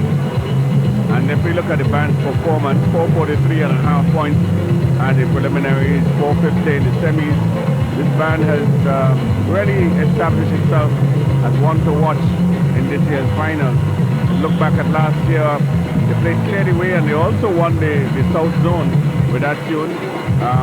Clarence Morris, the arranger, has been selecting very interesting tunes over the years. In 1997, one for the Savannah, which was the most popular tune in that year. Remember the composer Hollis Wright and singer Steve Seeley. And if we look at some highlights of the band performances over the years, a band which began in 1976 and really is a merger of Enterprise Angel Harps with Tropical Melody to form the name Tropical Angel Harps. Always fared well at zonal level, but sort of didn't make a statement until 1992 at national level. When although coming at 12, I mean they made themselves, they were present with the tune party, now start a crazy merchant combination. And then again, they were back in the finals the following year with Jezebel by Super Blue, 94 Panel Quake by the Kitchener, where they placed as high as 8th in the national finals. And then Shake It Up, a Ken Fellmore tune in 1995, and here they are today with this interesting and very attractive tune by Blackie, Ting Tang. And perhaps, you know, I can tease David a little bit again about would this have been one of the tunes in your day that you would have been attracted to play on the band? Let me cut a long story short. I would have been attracted to Don't Touch Me President. Well, I will tell you a little secret. I understand that a certain big band, I don't want to call it name, was looking very seriously at that tune. And what really made a shaking up this panorama if a tune like that was played. I cannot see how no band chose that tune. It was out early enough. And what's the name of the tune, Alvin? Don't Touch My President by Sparrow. Don't Touch Your President, that's yeah, it? Yeah. Ah, boy. Alvin, that is nice, boy. That's a nice Sparrow always seems to have interesting melodies that are not necessarily considered what we call pan tunes. We go back to the days of Dan is the Man in the Van, which no one was thinking of as a possible pan tune. And then our friends from St. James came here and North Star. Panam North Stars those days. And I know in your days in Salis that you have chosen some excellent selections by Jane and Queen of the Band. And then in Natasha by Salis in Memorable 78. So, but there were so many tunes available to the department this year, as many as 40 plus selections, that to go even outside of that might have been considered sacrilegious, Jocelyn. Well, in the Pan Kaiso competition, which was an innovation this year, there were 34 singers for the preliminaries, 34. Yes. And we brought it down to 12, and honestly, some of the people who were outside of that, and the tunes were beautiful, it's because we were judging performance of the tune also, which is why it was left out, you know. Yeah. But I found there was so much beautiful music for Pan this year. Wide choice. Wide choice. Well, you know, I did a personal count of all the bands that played in the conventional and the Pan Round the Neck and all 4 zones. And this tune came out on top. I think if you took just the conventional band, Ting Tang came out on top. Popular tune in the preliminaries. Yes. But if you take just the conventional bands, then Kitchener Soko Band would come out on top because it seems to have been more attractive too. And in fact, testimony to that is the fact that 3 bands tonight will play Soko Band. And only one band of Ting Tang, eh? Well, I think one has to always remember that quantity does not necessarily lead to, you know, you getting the most to the finals, because it's the bigger bands that have to really select your tune for you to have a presence. Let's take another tune, for example, that had a lot of play. Trini Know How. Yeah, Trini Know How. And we had just one on the outside. We had Carib Tokyo not failing to get here. And then we also had Tech Power Stars. Yeah. They were, I think, one. That is supposed to be the original. The original. So, you know, there are certain bands select your tunes. There's always an easy passage to the finals, as it were. But we also have In My House, which was not about 6 bands selected at tune, but we have 3 in the finals because it was attractive to bands that traditionally make it to the finals. Another good tune was The Executioner. And only 1 band selected that tune, which is Superior Deltos. And while making a good account for themselves, they did not make it all the way to the final. And this idea of the Pan Kaisu competition has already caused a lot of guys to do some homework and start composing tunes. And I happen to know of some people who have already gone into the studio to compose tunes for the year 2000 or to others to record it. Well, everything seems to be in place. The DJ has stopped playing the tune. The bands are set up and facing the judges. And the house announcer is making some announcements.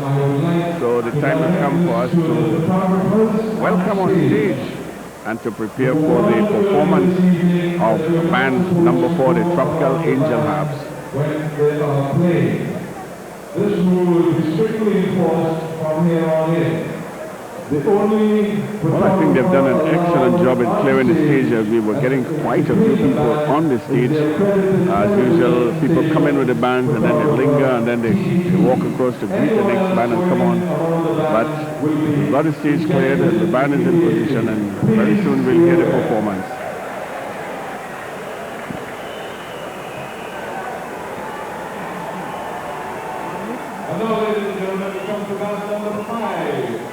So it's on to band number 5 playing in position number 4, the Tropical Angel Harps.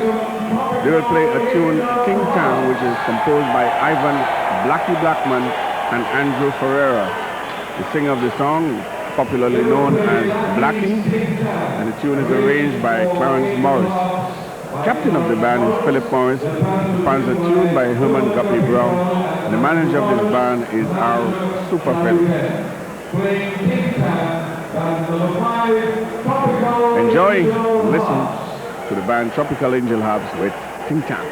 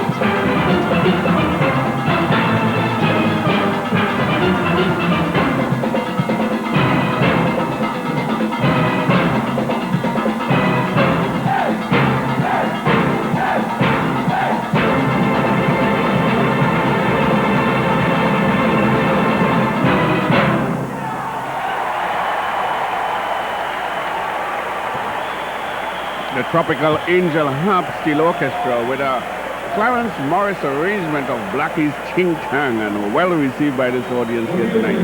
Well, we had those chords and shouts of hey that I told you, or oi or something, and related material, but not quite the calypso. Quite a short introduction, which was very well. And then into the verse, very good phrasing of the song, I thought. And chorus, they seem to have played the chorus twice. The chorus seems to be very short. And then into a second version of the verse again.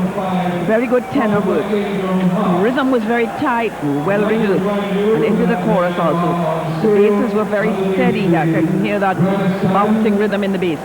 It was a jam session here using a phrase of the music, which was rising. Twice the phrase was played a little higher, and then they went into a verse with the melody and the cellos again. The tenor doing counterwork above. Very well-balanced sound. The chorus came back with the tenors carrying the melody again. Then there was a bridge here, a lot of syncopation and arpeggio in unison with a sort of a rumba feeling, a little segment which they repeated in its entirety, went into a long roll and into Mozart's Ein kleiner Nachtmusik, and they added a little more of the melody from Mozart's music here. And then they came into playing of the verse again, highlighting the basses in a solo line. And then they seem to have gone into a jam session here with that one-note syncopated motif. Music seems related to the calypso, with the shout of hey coming back again down there. A very prominent sort of samba rhythm, well done, particularly in an arpeggio. That's where you felt the samba a lot. And then a version of the verse came back. The melody was quite altered, and I realized that they had gone into the minor here, over a bass ostinato. That is a repeated figure in the bass all the time. There was some unison playing. The entire band played that same phrase in unison, and then they have that rising phrase, that the phrase is played and then it's rising again, and then it went into a sequence, and using fragments of the calypso they came back to the verse. But there was a very arpeggiated phrase in the tenor that was very clean, and then I think they played a bit of the chorus again, using that one-note idea, and came into what we call the coda, which is the end, using a phrase of the calypso. Cellos and the guitars were very clearly heard, tenors doing counterwork above. Unison again, that unison that appeared once before, that everybody played together with the same phrase, and then we came to a very strong ending with some of those repeated strong chords. I think it was a very musical arrangement, and it's very well executed. I cannot fault them any place from their technique at all. It's a strong showing by the South Zone Finals, and as they make their way off stage, the canopies covering the steel fans. David would no doubt have his special input on their performance. Yes, Alvin. You know, I am beginning to feel that Tropical Angel Harps is on the verge of becoming what we know as a big band. You know, when the player has the confidence of the player next to him, he doesn't have to look at him. He just knows that the music is safe in that fellow's hand, and they have this whole feeling going through the band. Jocelyn was mentioning just now that the arrangement was so properly executed. I was looking at the players, and I was looking at the attitude to the players, to the music, and they were brimming with confidence, and they danced and they played and they enjoyed themselves, and they did what was expected of them on stage. That was a very good performance, Alvin. Thank you. And we take a commercial break, and when we come back from one zonal final to another.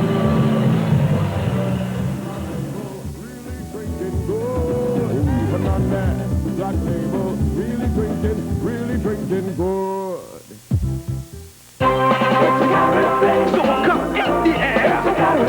It's your carnival day. Now the band on the road, and you're winding low. Yes, the music gets low. Let the current flow. The current flow. Current for soul. Your carnival day. Let the current flow. Current for soul. If you're thinking about this, or even this, just do this. Think loans from First Citizens Bank. We provide loans that cater to your individual financial needs. Get a loan to further your education, pay insurance premiums, medical expenses, and debt consolidation. So remember, think loans from First Citizens Bank.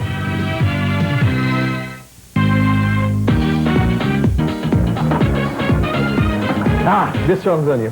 All right. 2 rounds, man. Red or white, bro? Black. Fernandez black. White? If everybody switches from white rum, you know what they say? They're saying that Fernandez Black Label Rum is really drinking good. Fernandez Black Label Rum is really drinking good. So thank you, Terry, for giving us so many, many ways to grow. Now we are sure of the future, and so many things are in store. We're drinking our number 1 Terry, so we're going to enjoy it all more. Welcome to Mode Alive. Inside you'll find an exciting Caribbean collection of African prints, linens, cottons, tropical sheetings, and much, much more. And it's 6:25 at Mode Alive. 34 Patrick Street, Port of Spain.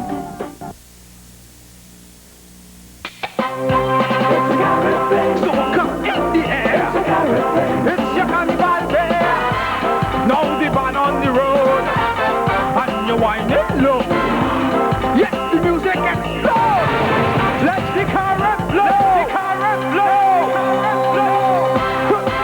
Current for soul. Your carnival day. Let the current flow. Current for soul.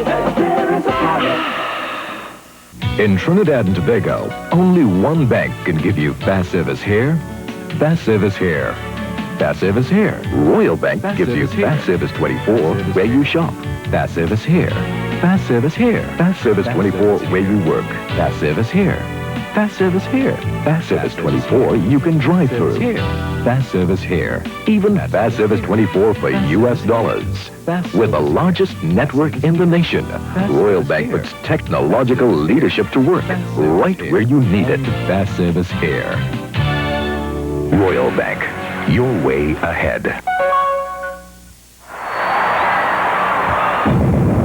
When Carnival is over, it's time for the annual Cricks World Rap Festival. On Friday 19th, Grandstand, Queen's Park, Savannah. Saturday 20th, Car Park, Point to Pier. And Sunday 21st February, Store Park, Tobago. With USA, Canada, England, Jamaica, Bolivia, India, Barbados, and the best of Trinidad and Tobago. Wait, everything you're hanging down with a foot in your face? Anyway, let me leave this for... All roads lead to Manzanilla for the 4th annual Demore Ash Wednesday Cool Down.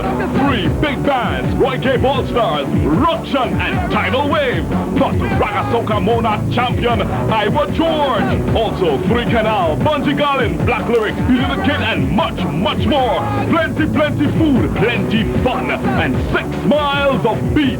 Manzanilla, here we come for the 4th annual Demore Ash Wednesday Cool Down.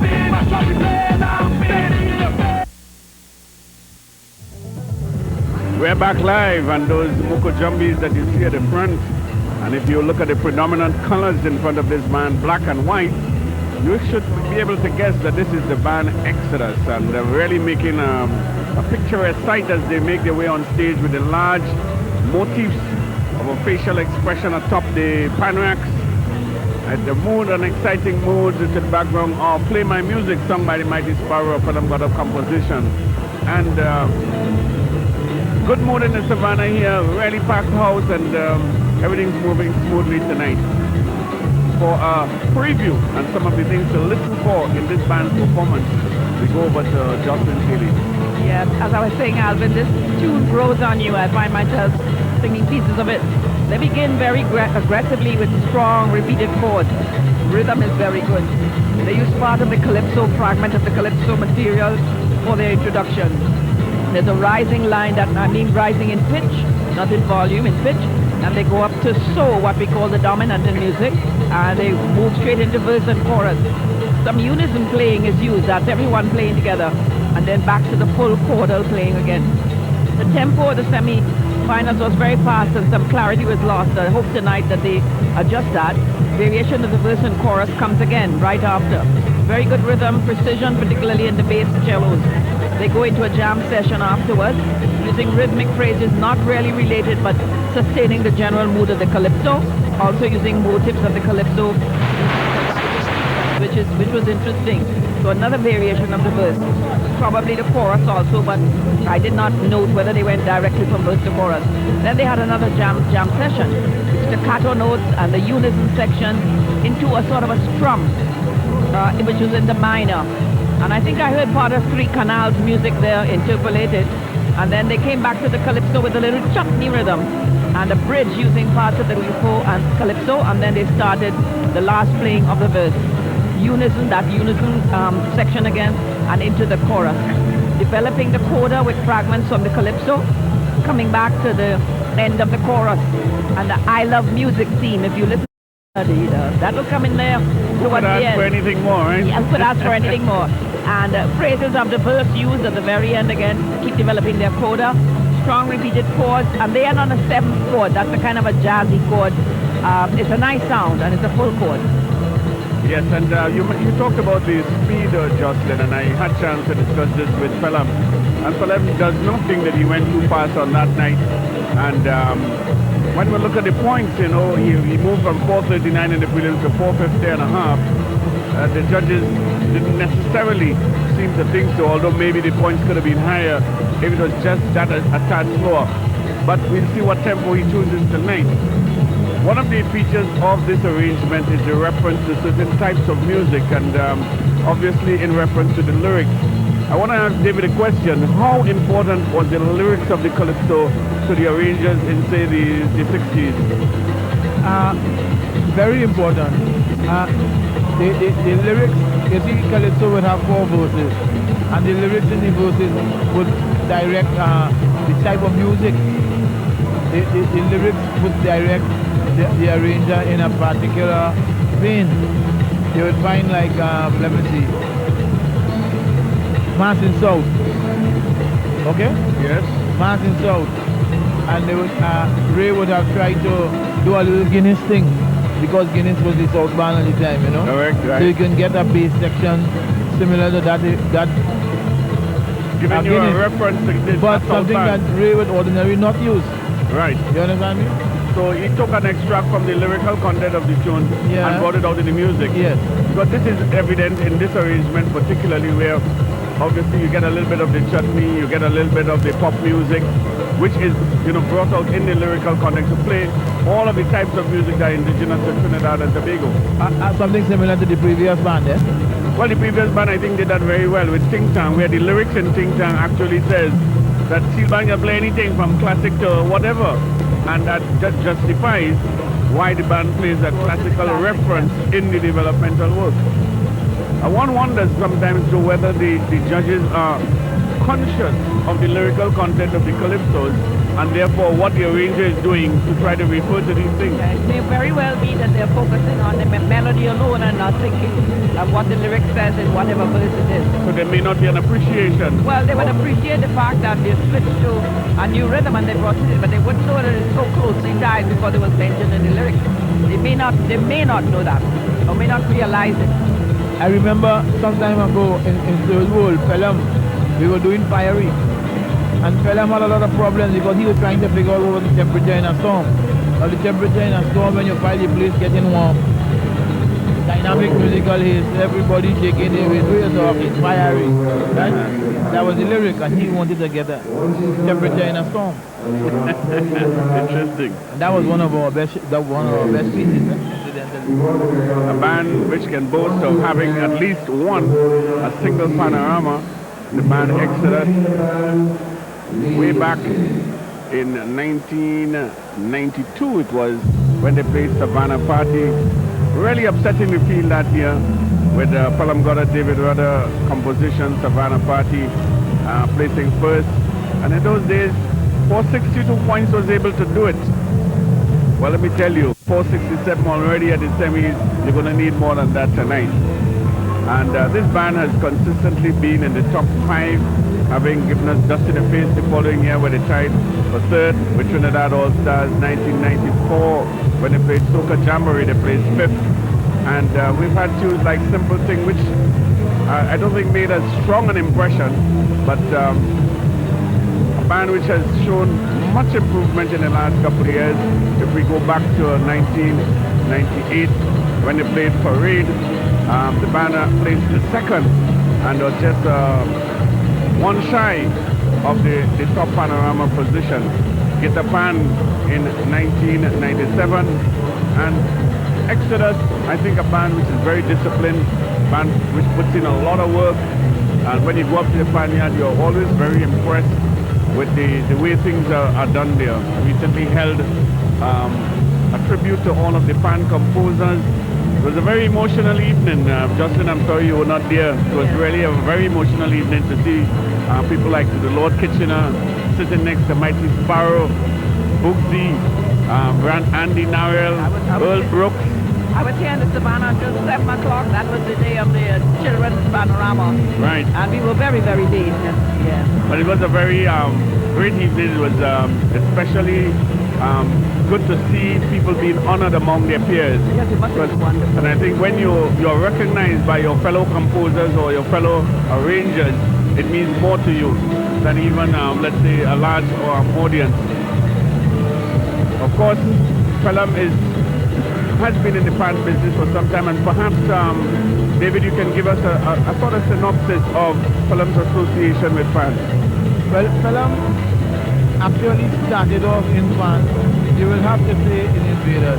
I don't think he ever did play in Invaders, but he used to be around Invaders a lot when we were there. Then when he went across to Salif, he started to play bass in Salif. He broke out as a steel band arranger really in Third World. When the band was opening and we decided, well, listen, Pelham is the mainstay arranger. He used to play keyboards earlier on. He played with Dutchy Brothers.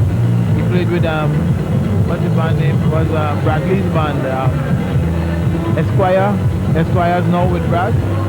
And eventually the nucleus of Esquire's became what is now known as Charlie's Roots. And, well, I think right now he's taking a rest sort of because he has gone into the studio, so he has spent a lot more time in the studio and production than actually playing band music. He does a lot of compositions and gives a lot of advice to budding Calypsonians and musicians on the whole. I think Pelham is doing a very good job. Excellent indeed, and full testimony to that is this tune, Play My Music, which has become a sort of a statement that most of the other Calypsonians sort of respond to, and silently wish that most of the powers that be would respond to and play more of the local music. This is position number 6, the playing music. Exodus, fifth in a lineup of... Put your hands together for Exodus.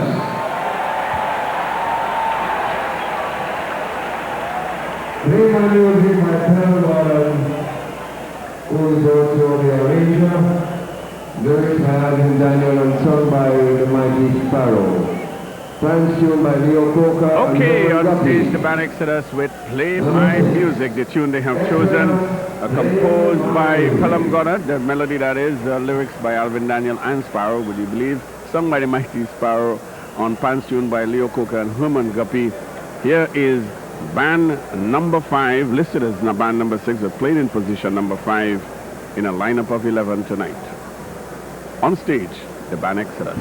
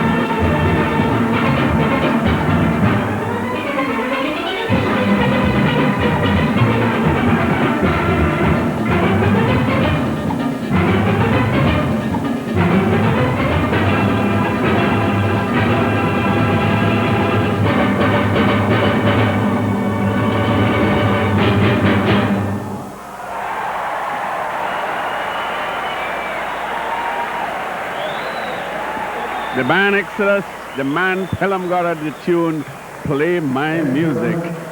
I thought they had a very good tempo here, and they used that unison that's all playing together, very jazzy feeling, and part of the calypso with a crescendo, and straight into the first playing of the verse. Very good phrasing. They played some of it in unison again, and then they went straight into the chorus. Very good sound generally. Second playing of the verse started right away with the melody in the inside instruments. That is probably the cellos and guitars and so, and then straight into the chorus. A variation again. Tenors were doing some counter work above, very nice, very clear, very well rehearsed. Then I think they used a small bridge here. Even the use of dynamics came in there, and they came into a third version of the verse, using phrasing of calypso. Good clarity, and into chorus too, which was again very different from the ones that came before. I think they repeated the chorus here, and they used a phrase of the calypso to rise. That is, they played it once, and then played it slightly higher and go into another playing of the verse, which was rhythmically altered, very improvisational in style. I think they altered the chords here. They had reharmonization also in this third playing. And then into a jam session, bass and cellos were featured.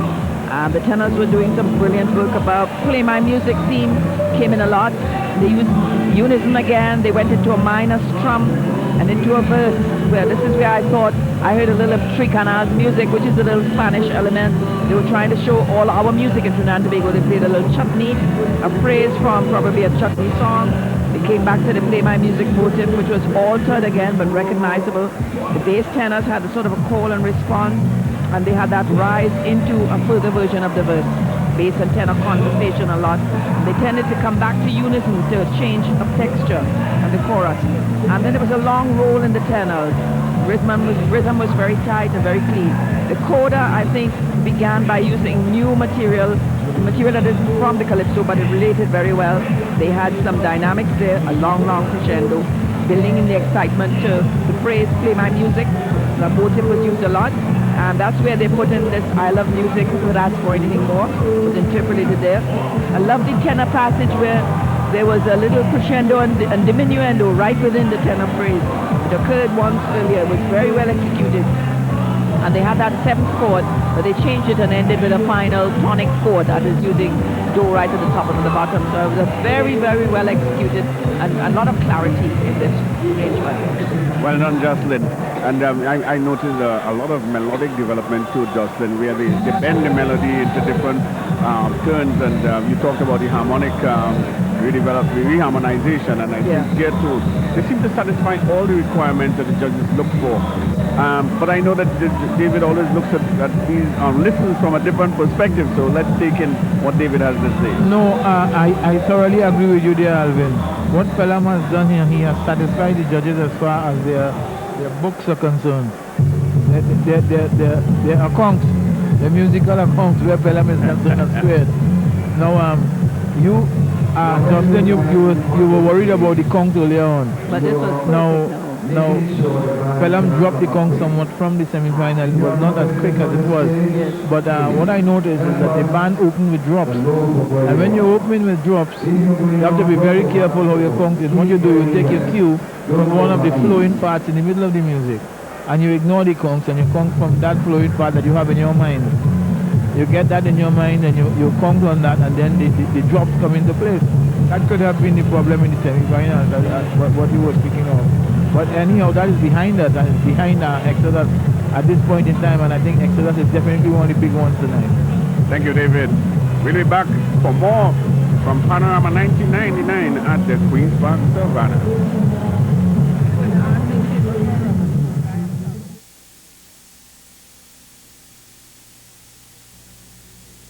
The challenge, the glory, the spectacle, a battle for supremacy, an explosion of creativity. One must reign, one must dance the mask to rule the masquerade. Victory is immortality, secret is profane, tears, joy and sorrow. Dance, mighty warriors, dance to rule the masquerade. Queen's Park, Savannah, the March Ground, Sunday, 14th February.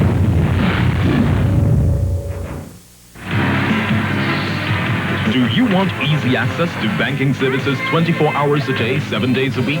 Simply call 62 First and experience the best in telebanking service. Call 62 First and our friendly customer service representatives will assist you. Or you can access our automated voice response system, deposit accounts, foreign exchange sales, loans and advances, Visa credit card applications, transfer of funds between accounts, and more. So stop by your neighborhood First Citizens Bank and register for the fastest, easiest, most confidential way to banking via your telephone. First Citizens Bank Telebanking Service. We all want beautiful, healthy skin. Keeping our skin healthy means having a pH balance of 5.5. This is now easy with a 3-in-1 cleanser from Johnson's. Cleansers can irritate with their high pH. Johnson's pH 5.5 has a pH like healthy skin. Johnson's 3-in-1 cleanser cleans, tones, and even removes eye makeup in one healthy step. Regardless of color, age, or skin type, healthy skin is pH 5.5. You can be mother when you are a man. Open up, you know that you can. Open your eyes and open your mind. Open your thoughts, your heart can't be blind. Open up faith, open up, open up. Nescafe.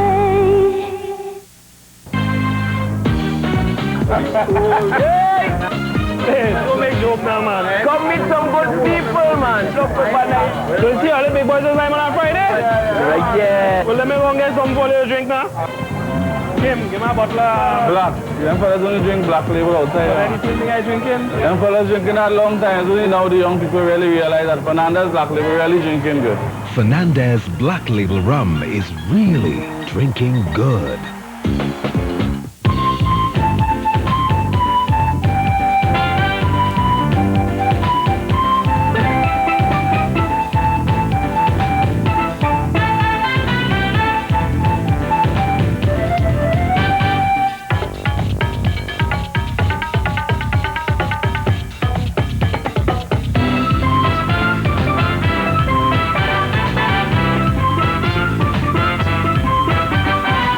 Shakonia, created by God for a beautiful rainbow people. The Shakonia Income and Growth Fund, a true US dollar mutual fund created by the Unit Trust Corporation for you. Shakonia, registered by the US Securities and Exchange Commission, gives you peace of mind, knowing your investment is regulated by the best investment regulators. Your money is invested in top US, Canadian, and British securities. Invest your US dollars wisely. The Shakonia Income and Growth Fund. Exceed your power.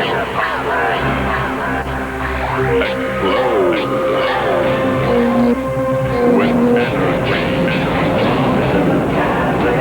Exceed your potential.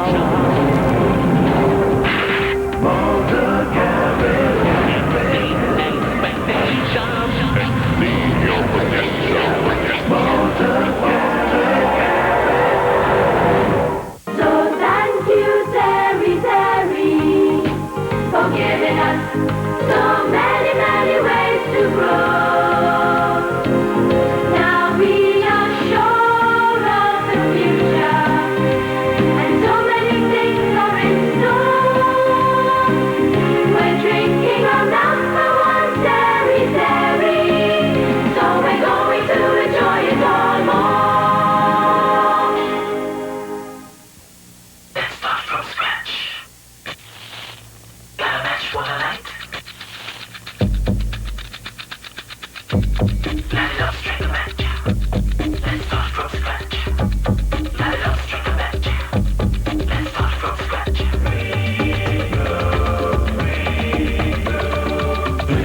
Got a match for the night. Got a match just right. Got a match for the night. Got a match just right. Right there in neighborhoods like Tunapuna, the Blue Machine does it all. Right where you live in places like Woodbrook, St. James, Glencoe, Diamond Vale, Cicero Street and Marabella. Use the one that does it all.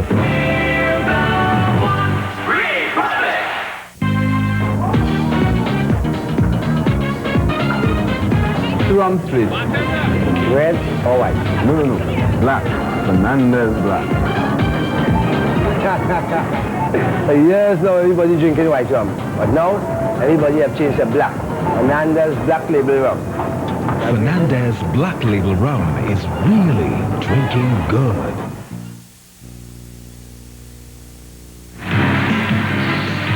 Do you want easy access to banking services 24 hours a day, 7 days a week?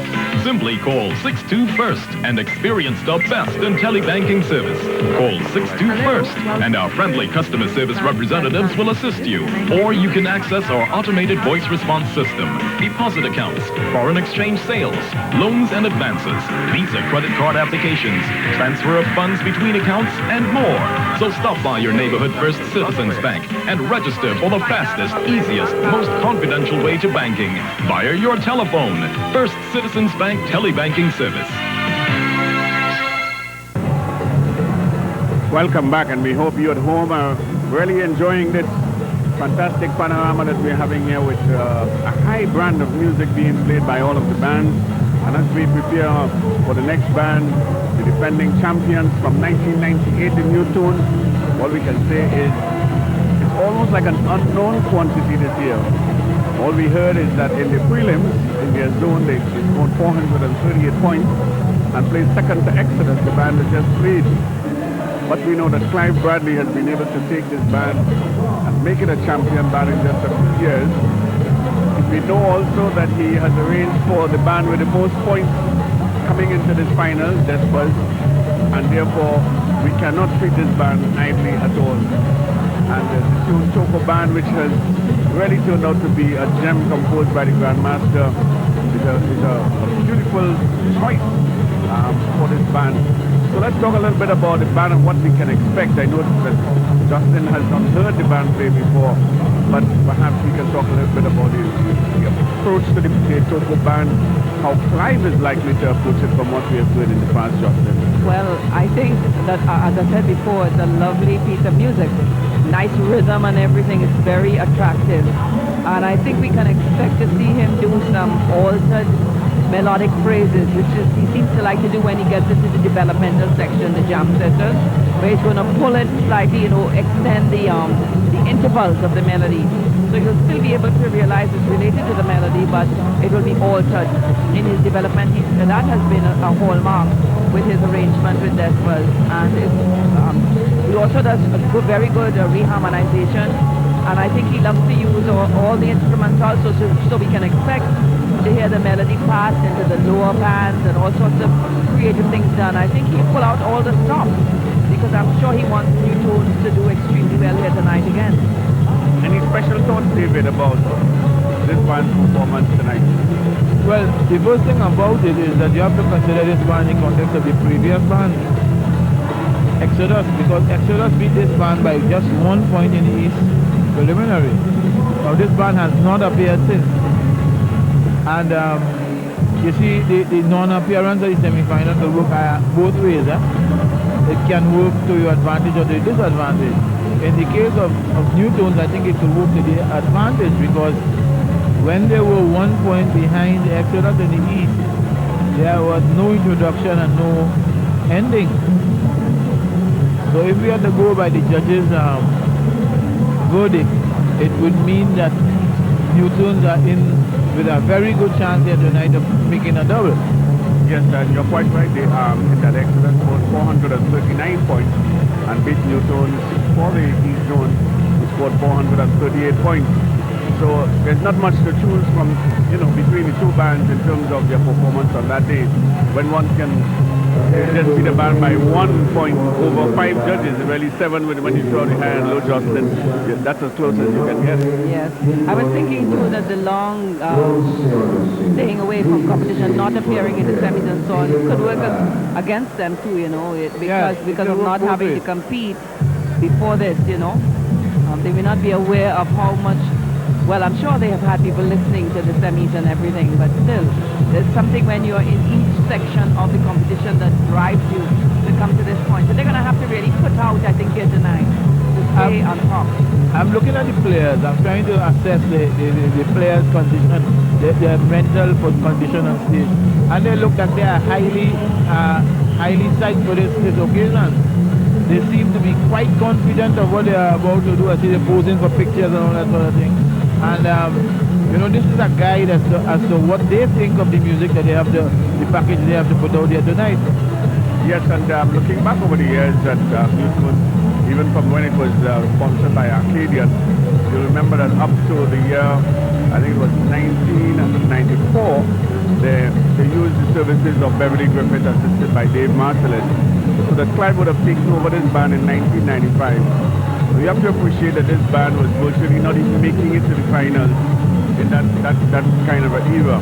Yeah. I remember him making some impression with the tune No Sleep, which is a Eman Hector composition, in 1995. In 1996, they placed 8th in the finals. And then when we look at 1997 with the tune Misbehave, this band scored only 371 points in the prelims and was just out of it for the rest of the season. However, he was able, by 1998, to turn this band around with the tune High Mass and score 455 in the prelims and 475. That magic number we've been talking about all night. Yeah, 475 is a You know, if you can average 95 per judge, that gives you 475. That's very high. That is very high. To average 95 out of 100 per judge. But it seems that's the kind of mark we're going to need to win tonight, Justin. I don't know. I think the judges are going to have a very, very hard time tonight. And they're going to be splitting hairs. There will be decimal points. I'm sure there'll be 0.5s and all of that. Because every band that has come up here has given a very good performance. And it's very hard to choose between them. Very hard. I don't know how you're a person who has judged Panorama before, you know. When do you give a back 95 out of 100? I am a very conservative marker. I tend to not go into the 90s very much. I get into 89, I get 91, 92. I have never really gone to 95. I've never done it, not that I don't feel, because I always leave room at the top, so I'm putting people in an order of merit. But also, I figure anybody from 88 up is excellent to me. Yes. But it seems to me that when one looks at like music festivals and so on, 88 to 90 always seems to be the excellent kind of top of the line mark. Yeah. When we start dealing with 95s and 96s, it's like getting into that air that is very rare. Sometimes you go up there because someone comes after your first person and they're better, and you simply have to extend up into the 90s because you have one to indicate that they were better, you know? So. As we head into the year 2000, David, it's wonder what can we do again, because it seems that the bottom is coming up. We are getting a lot of bands now that can hit you that mark at 430, 440 in a prelim very, very easily. You have to look out for a change in the balance of musical power. You have to look out for a change in the balance of musical power. You see, coming out of the schools now, you have a lot of youths who are very well musically educated, and they are getting into the band, and they are getting into other instruments, and they're using what they know from the other instruments and applying it to the band. And all they need is proper guidance, and things going to be all right. They're also playing earlier, you know. They're playing with the big bands while they're still playing with the junior bands. Yes. That's the whole thing about it, because their ability, most of them their ability at 15 and 16 is much better than their more adult counterparts, you know. And I think too that as we get some new young arrangers that are more musically inclined. Now, when I say more musically inclined, I'm not knocking the old arrangers. What I'm saying is musically trained. Where, let's take a fellow like, let's say, Liam Teague, who is now on the way to his doctorate in music, and he obviously grew up in a street vineyard. He would have something new to lend to his approach to a panorama arrangement. Yes, he should. As a matter of fact, people like that should be tried. I was looking forward to hearing from this boy from Invaders, Herbert. Adin Herbert. I was looking forward to hearing from Adin. But unfortunately, I think he couldn't come. There was a young arranger for the junior panorama. I forget his name, but he was in sixth form doing his exams while the band was playing on stage. I feel very remiss that I can't remember his name, but the arranger was excellent. As you mentioned, I think Pantrin Vigo says that they are looking at the school's panorama, the junior panorama in the context of not having big arrangers. Yes. And I think that's a very good thing. Let them start to develop from small. They're Yeah. going to bat, let them bat by themselves. But something very strange, it's the first time I ever saw it, and I've judged the junior panorama a lot. It's the first time that a junior panorama band actually came up and played a panorama arrangement that was presented by a senior band. You see, the guys were, in its entirety. The guys were already playing for a large band, so they knew it, and they came and they played the same arrangement. I said, but I recognized it, and it was there complete, and I think that should not be allowed to, the same arrangement, to appear in the juniors that appeared in the seniors. You see, the juniors don't develop, because one aspect of the juniors as musicians is the arranger, and the arranger should be a junior too. For the juniors to evolve, the arrangement should come from a junior. Yes, and it's not the first time it's happened, Justin. I think that we've had instances in the past where this has happened. And I think panorama tune of a big band was played among the. I have never, and I've been judging them a long time. I see the players, but not the tune itself. We have new tones.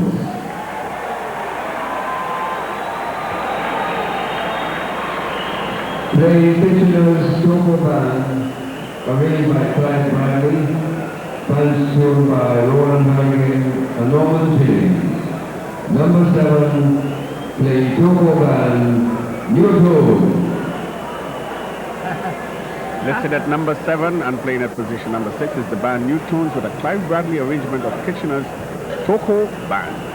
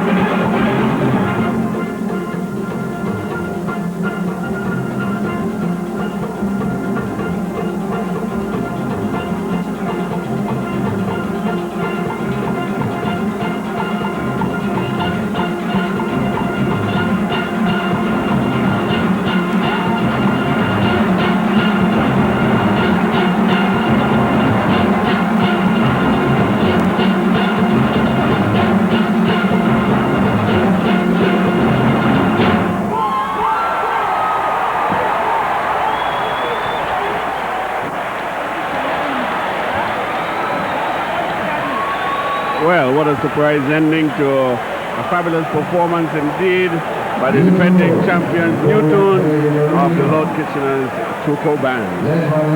Well, I think this was certainly full of musical surprises, good things. They started out material not really in the calypso, but related, syncopated, very much syncopated. I think if we had the score, we would find it rhythmically related, but not melodically. And this was repeated, and then they went into a long crescendo and into the verse. Very good tempo, not too fast, well phrased. They repeated the verse. Fast notes in the bass line also, which is unusual. We usually have these slow rhythmic notes in the bass, but not the semi-quavers and so on. The bass even doubled the melody near the end of the verse. And then the first line, front line tenors were very together, and they came into the chorus phrasing.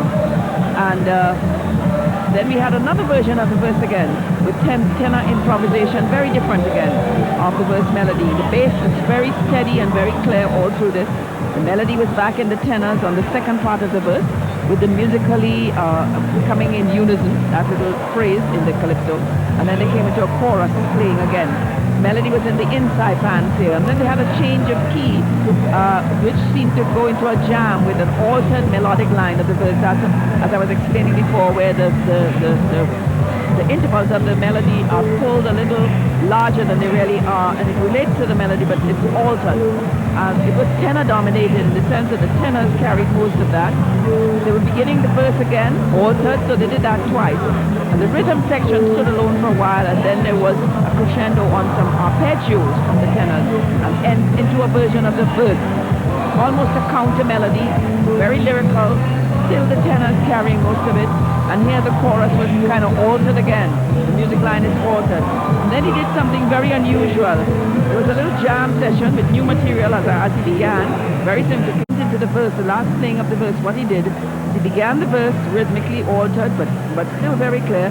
And then there was a little development right in the middle of the verse. And then he came back to the last part of the verse again. And this was all repeated. And then he went into the chorus and sort of put a little development within the chorus and the verse, which was new again for us, I think. And into the last part of the verse he came again. The free development came right there. There was a little chutney rhythm and so on, and a long crescendo roll, and that was it. We were hoping, because most of the time you get these big, heavy chords signifying the end, but he left us with a surprise ending at the end of a crescendo roll and stop. I think it was full of interesting things. Well, it certainly had the desired effect that it brought the crowd alive, and so a sort of a wry smile on the face of my friend David here. So I want to know what that meant. No, I think this is the first band that brought the crowd alive, really. I don't remember any band tonight raising the crowd at that. You know, friendly. Now, I Bradley started off very cool. You know, the tune just gradually we just built the tune gradually, and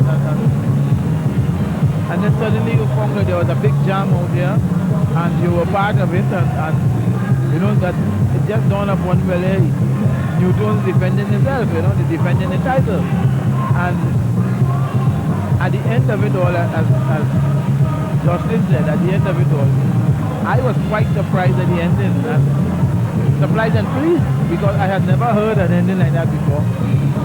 Well, something that he did that nobody has done yet. I don't know how they just but you can always depend on Clive or something like that, eh? I think he likes to do that. He likes to do that, yeah.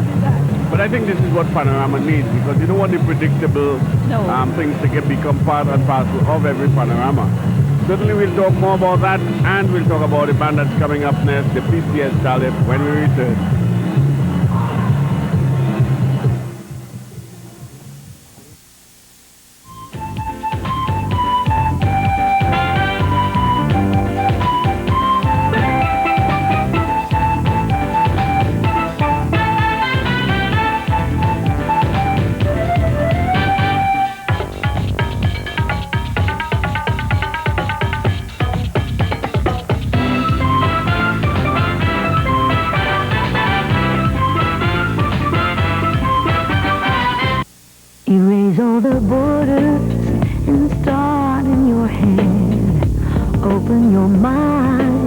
to thoughts seldom said.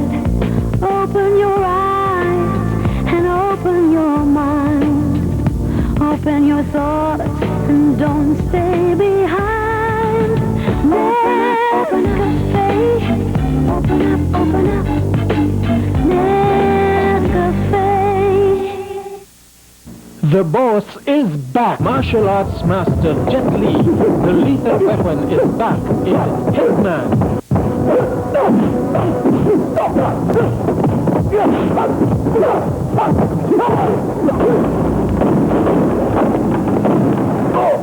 If you're looking for mercy, look somewhere else. Jet Li is king of the killers in Hitman. Opens Ash Wednesday across TNT at the Magnificent Seven and Gate Tobago for all ages. Lord, I'm feeling something, feeling like a healing. Hooray for Carnival, a perfect time for healing. There's really one fact you can rely on every step of the way. There's really one standard of treating you like you deserve to be. Yeah, step into any Republic branch and see. Exceeding expectations, nervous, that's a real sensation.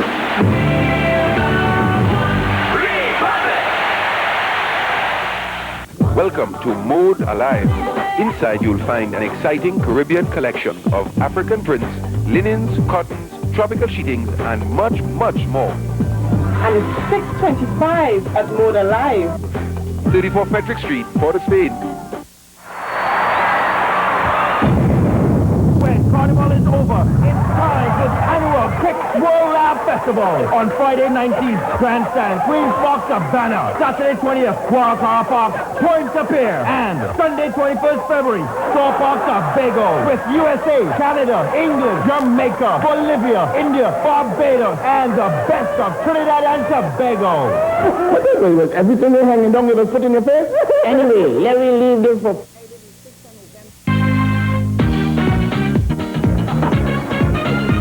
Ah, this song's on you. All right. 2 rounds, man. Red or white, bro? Black. Fernandez black. White? Is everybody switching from white rum? You know what they're saying? They're saying that Fernandez Black Label Rum is really drinking good. Fernandez Black Label Rum is really drinking good. Welcome back again to the Queen's Park Savannah, the scene of one of the greatest shows on earth, the Panorama Finals 1999, and an exciting build-up to number 12, the Whitco Desperados, the band with the highest points. We've just heard from the defending champions, New Tunes, and making their way on stage is the PCS Starlight, a band that has tasted success in the past, has chosen one of the more popular tunes on pan in my house. Started off very quietly, but has built itself up and really got into the hearts of most people with that catchy hook line in the chorus, in my house. And Jocelyn, tell us a little bit about the performance in the past of Starlight and what our viewers can listen for when they perform. It was an excellent performance. It began with some short, fortissimo, strong chords, and they used a phrase from the calypso and a turn. A turn, what we call a turn in music. On the tenor is up to the dominant, which is so of the key, and into the verse. Very clean, very well balanced, and good rhythm too. And then they played the chorus, and they went straight into a second version of the verse and chorus again. Tenors had the melody, but with new improvisational, ideas. Then there was a short bridge with the use beginning with the higher instrumental load, so they removed the bass. So you had the strumming of the top part of the band and into a new key and a jam session, freestyle developmental section as we call it. And they use syncopated phrases not particularly related to the calypso melody, but it was very interesting. The bass is carried an ostinato, that is a repeated phrase over and over. And then they went back to part of the verse melody and into a full verse and chorus again. Basses use a line of the song, In My House, which is extended. When I say extended, pulled out and stretched, you know, but related to the thing, but not exactly an altered version in the jam session, using the same "in my house" phrase was used quite a lot. There was some dissonance in the tenors, adding to the excitement. In another playing of the verse with the melody slightly altered, again, the same melodic development, not fragmentation, which is using, and that melodic extension again of "in my house," which is the hook line of the song.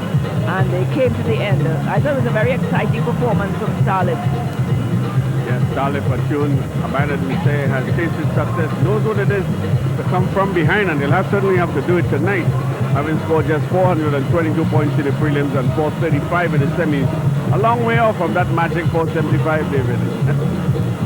22 and 44 is 66. Yes. And 1 is 67. You know? So you're talking about 45. What do you honestly expect from Starlet tonight with Anis Hadid in his first year at the helm of this band? Well, I would expect that they have no alternative. They have to go for broke. They have to try their best. They will probably try to increase the tempo and get a little more life out of the tune.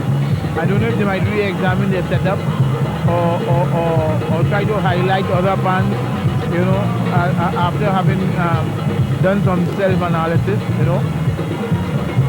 I don't know how they will approach it, but you know, there are ways and means of bringing the strengths of your tune to the fore, you know, that maybe you haven't done before. Yes, and this band has a very outstanding history. In fact, in the early years in Panorama, it was almost like a given that this band would be in the finals, since they started way back in 1963 when they placed 8th. Their first victory, of course, coming in 1969 with a Ray Holman arrangement of The Bull, which I was lucky enough to hear on the radio up to today. And I was marveling at the change in, let us say, the approach to Panorama arrangement, the intensity that we now get today. But there was just a pure sweetness in that arrangement of The Bull, David. Now, the Bull arrangement on the record is not the Bull arrangement for the final night, you know, Alvin. I know that. It was a completely different thing. That recording was done actually about 3 weeks or so before the carnival. Correct. Before the Panorama started. But I remember certain things were retained, like the first variation. That was the basic. Yes. What was done there is the basic, you know, but I have yet to meet anybody who has a recording of that final night performance. And I would really like to get it. Because you know, it has sentimental value for me, that's one. And two, I would like to try and understand what was done that night. You know, parts of it are lost to me now, and I would like to retain it. I remember because, well, I lived opposite Starlet in those days, and I remember following the development of the tune till I almost knew it by heart. And I was sitting in the grandstand the night that they played, and after they played, I said, well, you know, the band wins. And I almost got in a big fight in Savannah. A man wanted to put it plainly to put a licking on me. He said, for you to even think that band could win. And when the results were announced, the guy looked at me and he says, you know something I don't know. I said, they played the best music for the night. But looking down the line to, you know, this band, we remember the tie with Harmonite when Ray Holman played Pan on the Move, that I'm talking at zonal level. Of course, they ended up third that year, 1972, and it really, let us say, became a year that was a revolution in Pan, with the introduction of the own tune, Pan on the Move, followed by Pan on the Run in 1973, leading us all the way to Coffee Street this year. We'll talk more about that later. As we go down the line, we see another outstanding year, and I think Dudu Yemi in 1978, few of us will forget that year and the dust that was raised in the Savannah with the playing of that tune. Well, there have been some lean years for the band, but they have worked their way up steadily. Never a band to dispute the judges' results, always thing, and they've had some relationships with Ray, one of the, we're almost going full circle. Remember a tune by the deceased Jason James tenor bass, which brought the band to the finals that year. That's 97, and just last year in 1998 with the tune O Trinidad, which I think was one of the sweetest fan tunes that we had for 1998, sung by Carissa Lewis. The band made it all the way to the finals with a final night mark of 437. Looking to do a lot better this year with a man who works out of London, and perhaps, again, with his knowledge of the pan world, David can give us a history of the man, Anis Harps. Anis was an original Invaders. He was a member of Invaders, and he learned the craft there, but he went across the phase too, and he was influenced. If you listen to his playing, you get the Boogie influence. And now he's based in London. He works for Ebony Steel Band, and Ebony won the Panorama over there about 10 times. And Anis is the in-house arranger. I happened to do some judging over there for the last 2 years, and Anis is about the top guy over there. And the band is well organized, and he's well respected in arranging and playing circles in London. And his job this year with Salif has even attracted players from London. So Salif has benefited from Anis' arrangement in more than just a musical way. They have got some players from London to build their arsenal. So I believe that being the first occasion that Anis arranging for Salif, you will get the problems between the arranger and the band. You know, they have to understand him, he will have to understand them. They get a little closer, and as time goes by, you expect more from Salif and Anis. Yes, and he's based a original West man as it was, so I think he'd have no problems adapting to Salif. Well, what we saw a while ago was the police making sure that the stage was properly cleared before the next band came on. We've been getting sort of a filtering back of some of the enthusiastic supporters, and I think this might have accounted for the delay of the next band getting on stage, but no doubt we can soon expect Salif on stage. And Jocelyn, the tune In My House, one of the tunes that made it to the finals of the Pan Kaisu competition, and you know, you being a judge and having the benefit of hearing it both at the preliminary and final stage, perhaps you can give us some insight into the performance of this tune by the guy who composed it, Over. This is a tune I hear from time to time over the radio. I mean the calypso itself. Yes.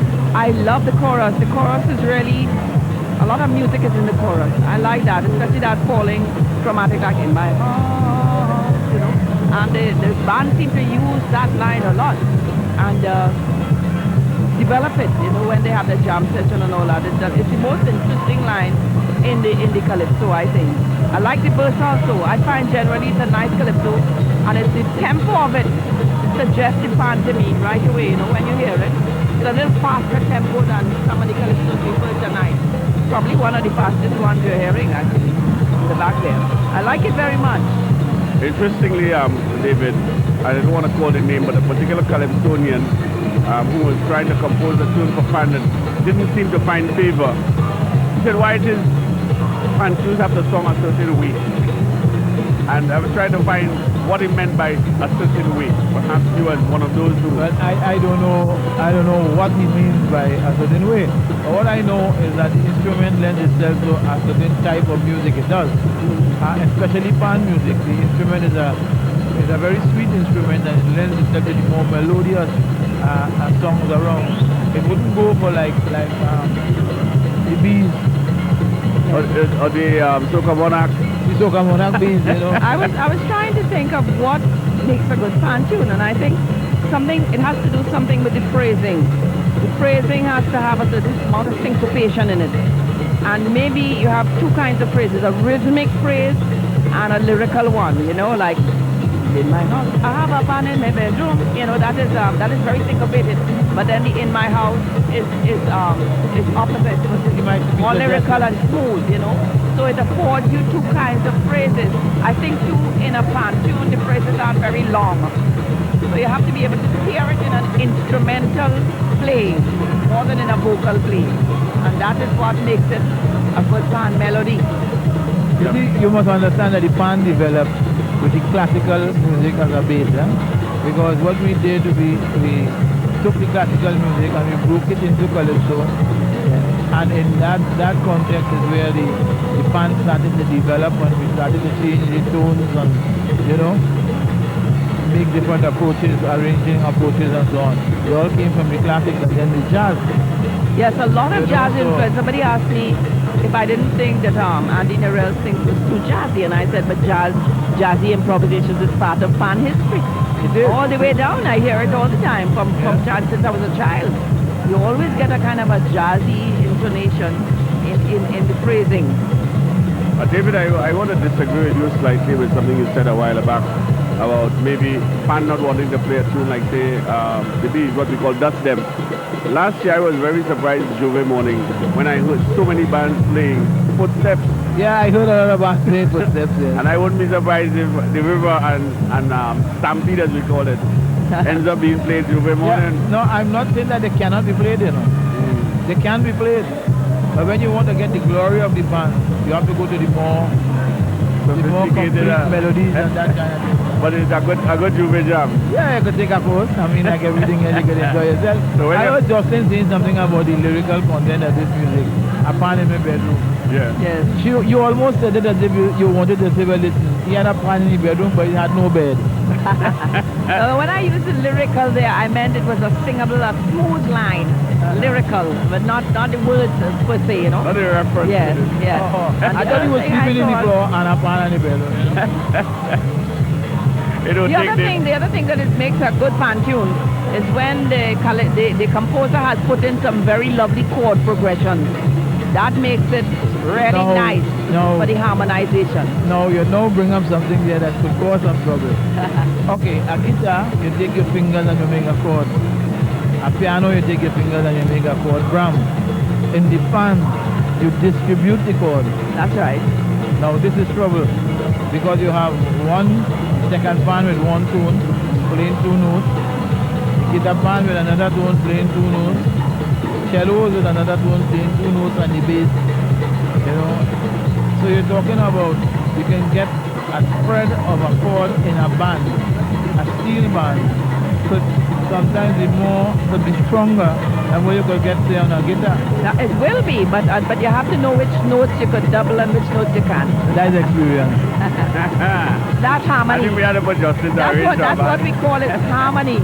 When you study, they tell you cannot double the third, you could double the fifth, you could double the octave, and you learn which notes. Otherwise, it just doesn't sound right. Yeah, but with the pan, you have to consider seriously the sound of the note. Yes, that's right. Yeah. Sometimes what you might call an inversion. That is why, I know. You know, that's the chord that you have to play. But that is why sometimes I say the spread of the chord was very good. Very important. Because some arrangers know how to put down the chord, and they get it a lovely full sound that sounds right. Yes. And that's I can call to mind one Errol Zephyrin. When Zephyrin puts a chord for you, Bram, and you hear it, you know, it means something to the fans. A lot of support for the band on stage. We're talking about the PCS Starless Steel Orchestra getting ready to play In My House, a tune composed by a guy who works with the band Horizon, Emmanuel Obasenet.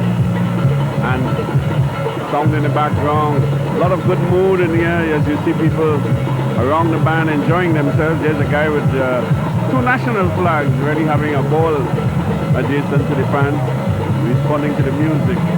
By the way, Alvin, I don't think I told you, but Oba is himself a pan man, you know. Well, I didn't know this. Yeah, Oba played with Toro, he played with like the Blue Diamonds, he played with he had his own band in Alberta, Arirang. He's a very good second band player.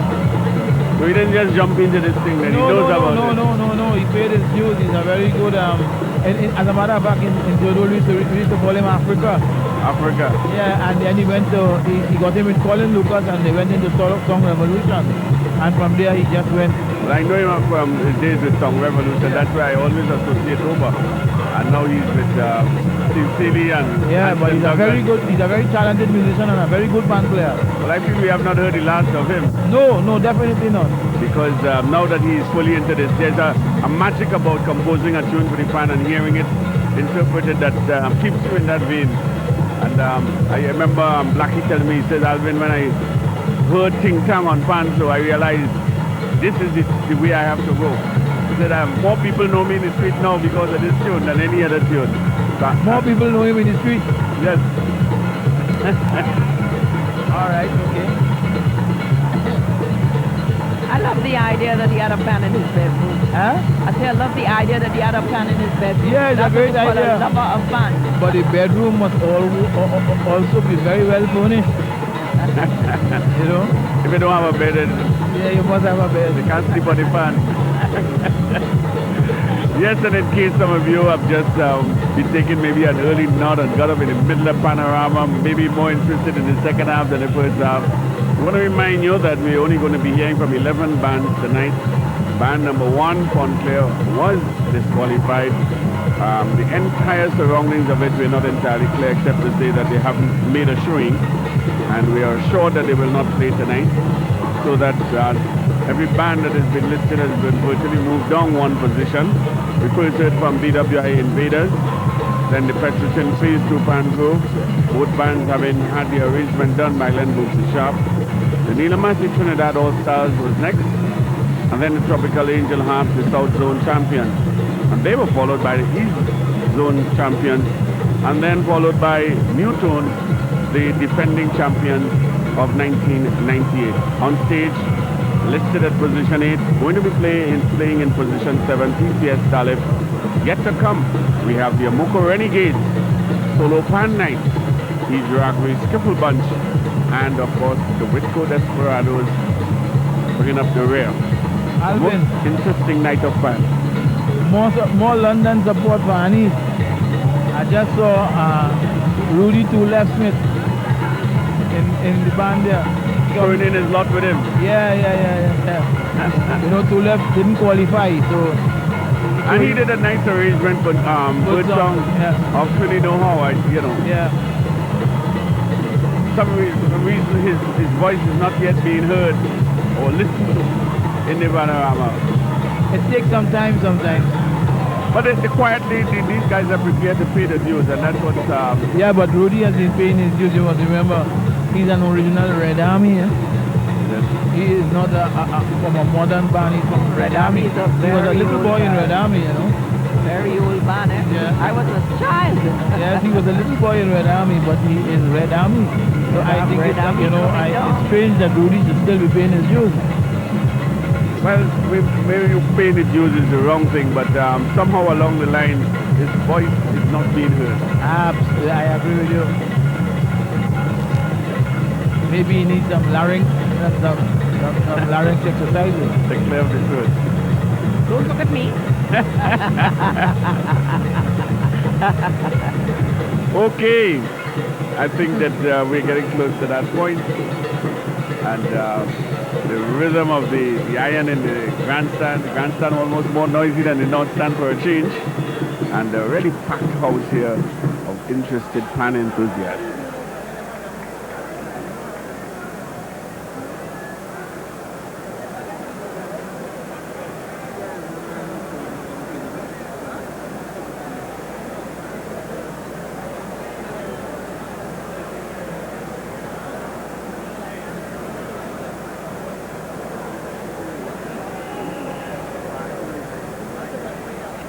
Everything's very quiet, Alvin.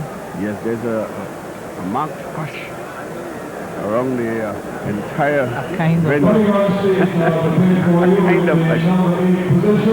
Okay, the house announcement comes up now as the arranger Annie's Hadid for the band PCS Salif, and they will play Pan in Their House, a composition of Emmanuel Oversenet, who in fact recorded and sang the tune himself. The band's a tune by Roland Innes and Herman Guppy Brown. The band is led by Delano Thomas, and the arranger, as we said before, Annie Haffers Hadid. Listed in position 8, playing in position 7. Here's PCS Salif.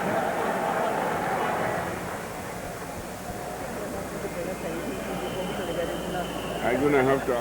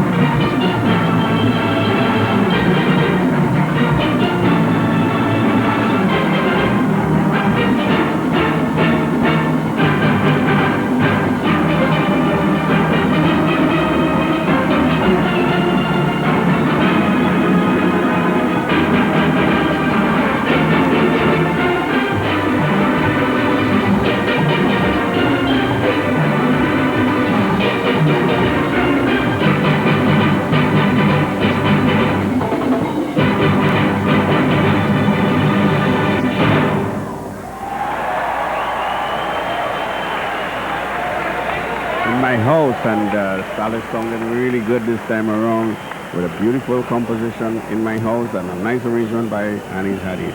Some aggressive chords there. Start. New material, as I said. It didn't sound as it came from the calypso, rising, and it was repeated with that turn that I mentioned, and into the verse. Very good phrasing. Chorus also is very well played. Good chords. Using the cellos and guitars, we could hear them very clearly. The verse came again right away, and the chorus. So rhythmic, very syncopated variation. Some unison was used, that is all the band playing together for a change of texture. And then we heard the upper pans only, that's the upper instrument, which was very effective. And they went into a jam session with very rhythmic phrases, not related to the calypso, but building the excitement. They had a trill, and then the basses had a short strum. And then they began with an altered version of In My House on the tenors. Some very good reharmonization also, that is substitute harmonies instead of the one used originally in the calypso. There was a chromatic rise beginning with the inside pan, the run, beginning on the inside pan, which transferred to the tenors. Very, very clean. There was no loss of tempo at all in that. And then they began the playing of the verse almost at the beginning. The bass, the beginning of the verse, the cellos and the guitars had the melody, very tight rhythm. And then they came into a jam session. The bass had the phrase In My House, which was repeated, and the tenors were above. Unison was used again, very exciting build-up. The phrase of the calypso was used to rise 3 times. Instead of a rising sequence, they just lifted it 3 times and used that In My House extensively. The upper pans came in again alone for a few bars, as they did earlier. There was some dissonance in the tenors, and over the full sound of the band, this dissonance was very effective. Unison was again, and they came into what sounded like a playing of the verse, very different. Excellent performance all round. The chorus too was altered melodically, using reharmonization again. And the reharmonization continued right down into the end, and they also used the fragment of In My House a lot, in sharp chords. I think perhaps instead of a last playing of the verse, what they were doing is developing a lot and creating that coda, that final section that brings us to the end, but staying close to the melody of the calypso all the time. I thought this was really a dynamite performance by Starlips. I think the judges are going to have a hard time tonight. And what comes to mind, Jocelyn, there is that really they're all winners tonight, and the music is what is winning out more than the bands themselves. And as Starlips makes the way off, we're taking some comments now from David. I think that Starlips was very well prepared for tonight, and coming from the draw with new tunes, Exodus, new tunes, Starlips and Renegades, I think they would have realized that they have to put their foot forward at that number 7 position, number 8 position to be considered at all. And this they did. The band sounded well, the band played well, the arrangement was very good, and it's much better than I've heard Starlips for some time now. Amazing that you should have said the same comment that I heard from Jocelyn on my left, that really they must be commended on their performance Yeah, tonight. definitely.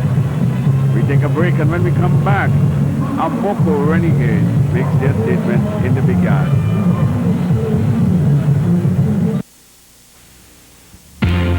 Experience the power of First Citizens Bank cards. The power to pay for goods and services throughout the globe. The power to earn free points with every purchase made anywhere in the world, which can be redeemed for travel, entertainment, and merchandise at specified merchants. The power to receive special discounts at selected hotels and car rental agencies. Have a true encounter with real power. The First Citizens Bank Visa credit cards. The power cards. Big line, big party, big problem. There's a big answer. New Holiday Supersize Snack. These packs are larger than life. New Holiday Supersize. Big enough for any life. You can be mother when you are a man. Open up, you know that you can. Open your eyes and open your mind. Open your thoughts, your heart can't be blind. Open up faith, open up, Nescafe. All roads lead to Manzanilla for the 4th annual Demorier Ash Wednesday Cool Down. 3 big bands, Roy Cape All-Stars, Ruction and Tidal Wave, plus Raga Soca Monarch champion Ivor George. Also 3 Canal, Bungie Garland, Black Lyric, Beauty the Kid, and much, much more. Plenty food, plenty fun, and 6 miles of beach. Manzanilla, Manzanilla! Here we come for the 4th annual Demorier Ash Wednesday Cool Down.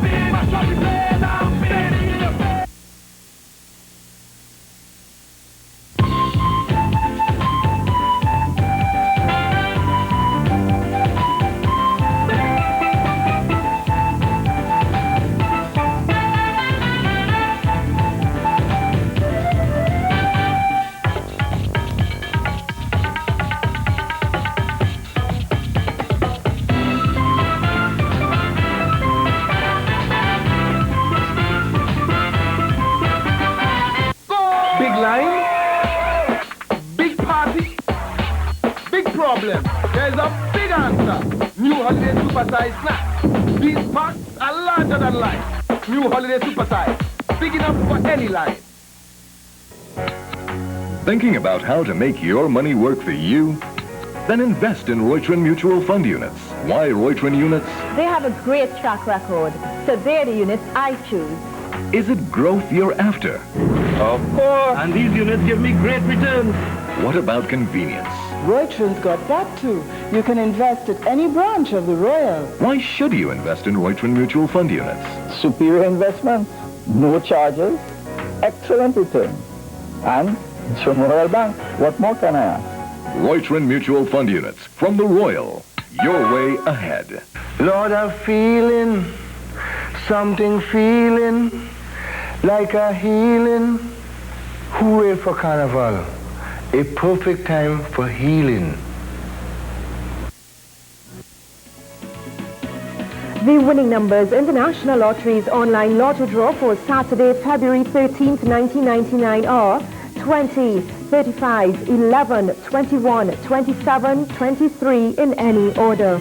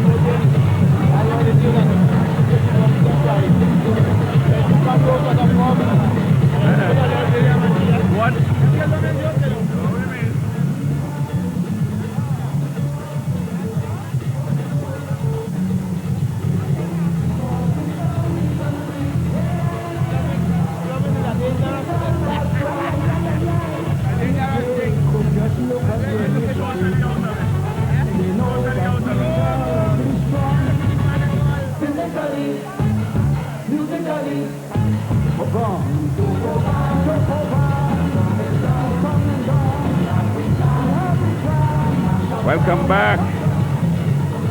Well, the excitement mounts in this panorama, and on stage is the Renegades getting into their final position, and the Toco band is once more the tune of choice. 3 times tonight. Amoko Renegades, perennial winners of Panorama, having done it on more occasions, on as many occasions I should say, as the band Desperados, and they're here to make their statement tonight, and one expects it's going to be a bold statement. Justin will give us a reminder of what we got from the Amoko Renegades before, and perhaps an insight into what we can expect tonight. Well, they had a very clean start right from the beginning.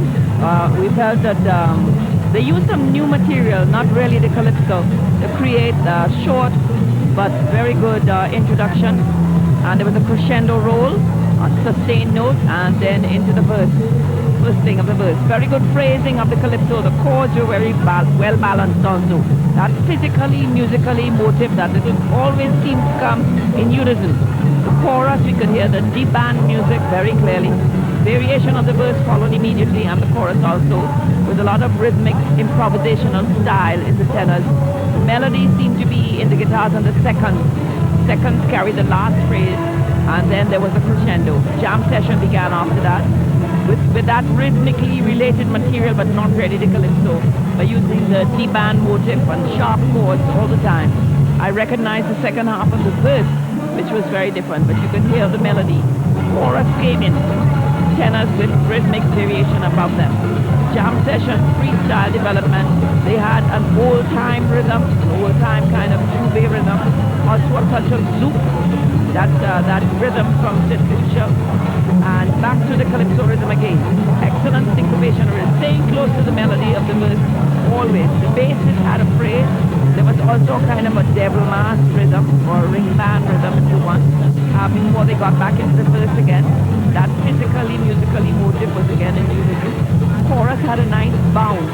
Perhaps it came from the basses, you know, when they have that walking bass punctuating the music like that.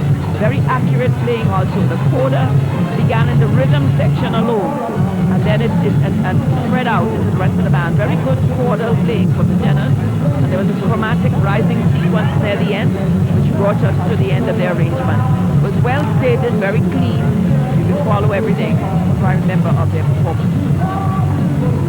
Yes, and thank you, Jocelyn, for giving us that reminder of a band which always gives us that clinical performance, well rehearsed, and one can follow the melodic line so nicely, and they have a, let's say, a habit of restating that melody so firmly down in the end that you never lose sight of where you are as far as... bring in several rhythms like zouk and chutney and this and that, samba and so on. So it's a signature of Jetson. Towards the end in the coda that they always try to vary that calypso rhythm and bring these different, you know, interesting things at the end. And I see my friend David looking intently. I'm not sure whether it is just the females or whether it is the way the band is being set up, but perhaps the girl in front. There's a particular girl at the front of the band which may be engaging his attention. Why not married? Why engaged?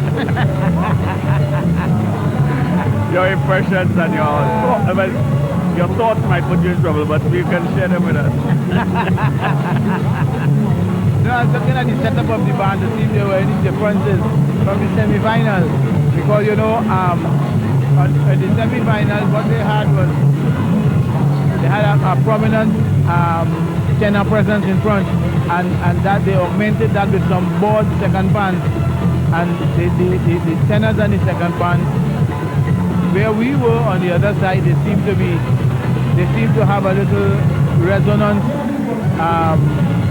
you know, a slight problem between the notes in the faster passages.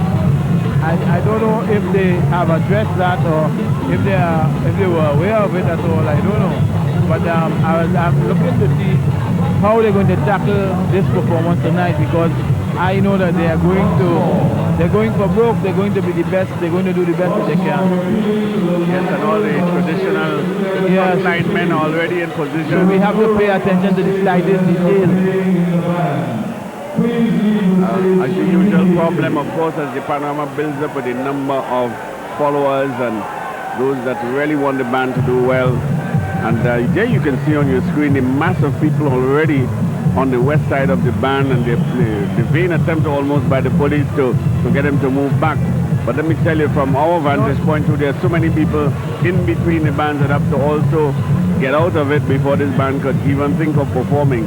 Even on the eastern side of it. And on the eastern side, people who want to come on the stage. And there you see some of the problems that we're having with some of these people needing to be cleared of, especially that area between the band and the judges, because the judges do not want any interruption in the songs coming from the band.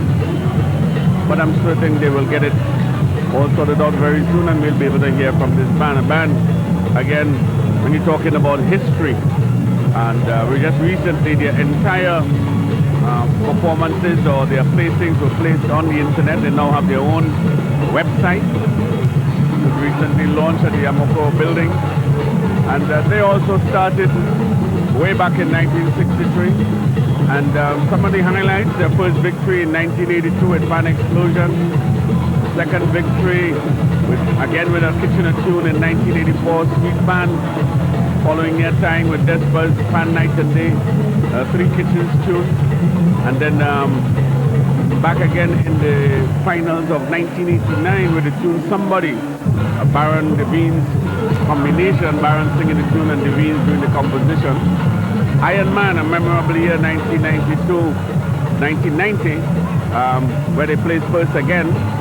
And then, of course, we had, when we got into the 90s, that hat trick that they gave us, the first band ever to give us the hat trick.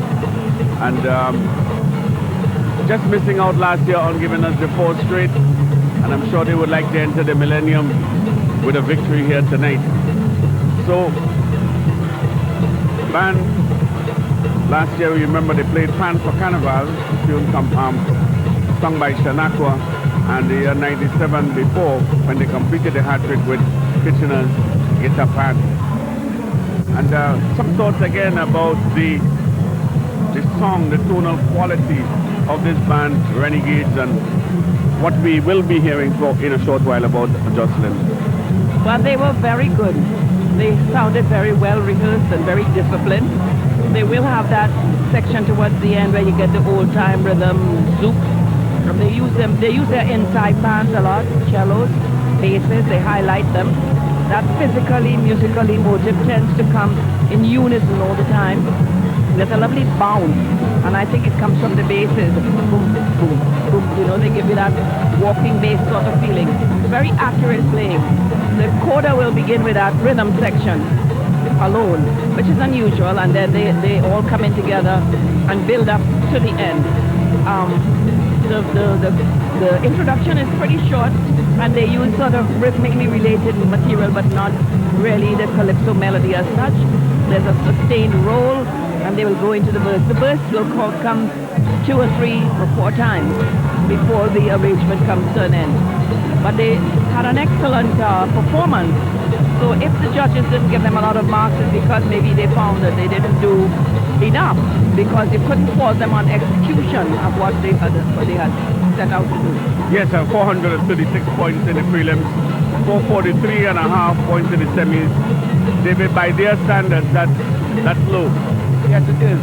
They are accustomed to be up in the front. And it must have been some cause for concern. That's why it would be interesting to see how they would tackle it, how they would go about it. I thought that it could have been that frontline thing. I'm not too sure about it. I think where we were, I don't know how the judges were receiving it and how we were receiving it. If we were receiving the right thing or the judges were receiving the right thing. I must say we were in a much better position tonight. And so far the bands are all sounding very clean, clear, and you're getting that stereophonic song coming from the bands tonight. Well, not much more to occur before we hear from this band. Both sides of the band have been cleared, and all of the racks are in position. And the players look very raring and ready to go. And as we hear the music subside from the DJ, the lights begin to come up. It's time for the announcement of band number 9, playing in position number 8 because of the defaulting band, the Amoko Renegades. Please leave the stage clear for the members of the band. We also want to remind photographers, all photographers with the exception of the TTT camera crew, you are not permitted to go into the band to take your photographs.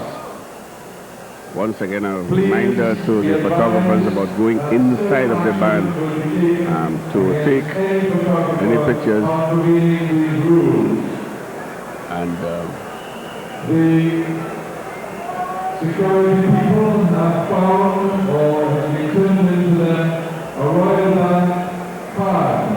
A Royal Bank card was turned into us in the name of Anthony Antwine. You can collect it here with proper identification at the announcer's booth. Anthony Antwine. Couple house announcements again before we finally get ready for this band. The time has come. Please welcome Amoko A loud cheer goes up for band number 9 in a lineup of 12, playing in position 8. We'll only hear from 11 bands tonight. The Amoko Renegades to play Lord Kitchener's Toko Band is arranged by Jit Samaru. The band is captained by George Duncan and the bands are tuned by Bertram Kelman. Here they go now. The band Amoko Renegades with Toko Band.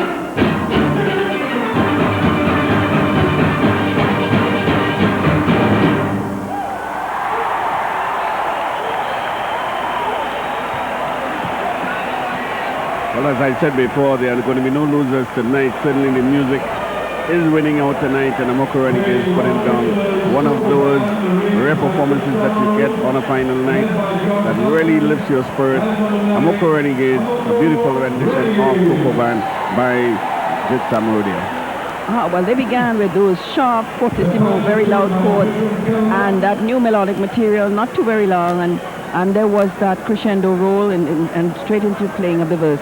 Melody was very, very clear and very well phrased. Great precision, good balance of the chords also. Unison was used for that musically, physically break there, and then into the chorus. A nice bounce in the rhythm, which I think they achieved by the use of the basses there. And then they went straight into a new variation of the music, very different from the straight melody. Very fast tenor work, doing a counter motive. Then they had a little jam with new rhythmic phrases, mostly tenor dominated. That is mostly the tenor playing here, with the bass having an ostinato. Very interesting chords, I also thought. And they came back into the verse melody again. Clearly could be heard in the cellos and the second. That musically break again was in unison, and then into the chorus. Very well played, rhythm is tight. The middle pans again were featured with the melody. Part of the calypso was used to rise in pitch, not as a rising sequence, just lifted up a semitone and up another semitone. Then into a little jam session here. Rhythm was slightly altered. It was not a zouk, it was not really a samba. It was some sort of rhythmic change there. The unison section was very clear, had a sort of a jazzy feel. The whole band played unison for there. Then part of the verse came back in, and then the full melody was on the inside instruments. That is probably the cellos and the seconds and so on. The tenors had came back to the melody at the end of the verse, and the chorus came in, and that's where we really heard the zouk rhythm coming in clearly. Then I think they went into some new material. It might have been a little jam session, and into part of the verse, which we then heard in a samba rhythm, with a lot of rhythmic variation of the melody here. Tenors had most of that rhythmic variation, and into a minor sound. Basses also had a phrase, a very freestyle section followed, which perhaps was just a bridge, which took us back to the start of the verse, playing in its original way, a restatement of what Jit did at the opening. The chorus also followed as at the start with some reharmonization. So the coda came up at the end with a lot of rhythm and a rolling crescendo into the tenors. Very clear, rhythmic, disciplined playing. It remains to be seen if the judges are pleased with the arrangement. Yes, and one of the things I noticed, David, is that in the semi-finals there was an absence of the bongos, which is very traditional to assist in the rhythmic enhancement of this band. Tonight, they brought it back, and there was a little bit more excitement in the rhythm tonight. Yes, there was a little more excitement in the rhythm, and Justin says, you know, when you listen to the band, you can't fault the playing, you can't fault the song, you know, and you want to know exactly where does Renegades have to, you know, improve. Only that thing I was speaking to you about, and I am not sure if it is that I am hearing or if it's speakers above me. The sort of tinkling song at the front of the band. Yeah, and which distorts the melody somewhat. I don't know if it could be to me alone from these monitors that are over my head. I don't know. But I found it was a very good performance by Renegades. Yes, and we look forward to the solo part night in my house when we return.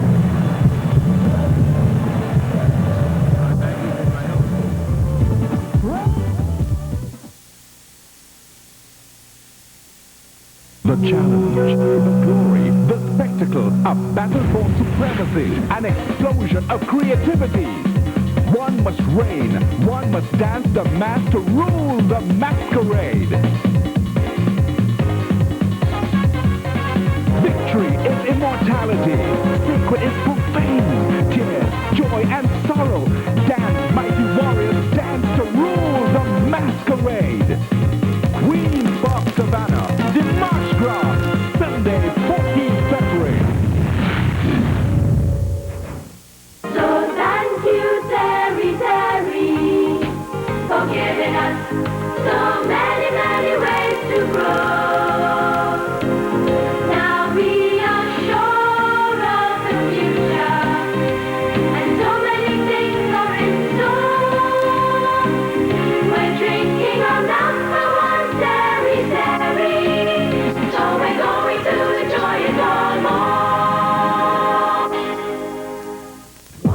to Mode Alive. Inside you'll find an exciting Caribbean collection of African prints, linens, cottons, tropical sheetings, and much, much more. And it's $6.25 at Mode Alive. 34 Patrick Street, Port of Spain. Right in the heart of more major towns like Chaguanas, the Blue Machine does it all. In locations like Independence Square, City Gate, Arima, Coffee Street, and Carrington Street, Tobago. Use the one that does it all.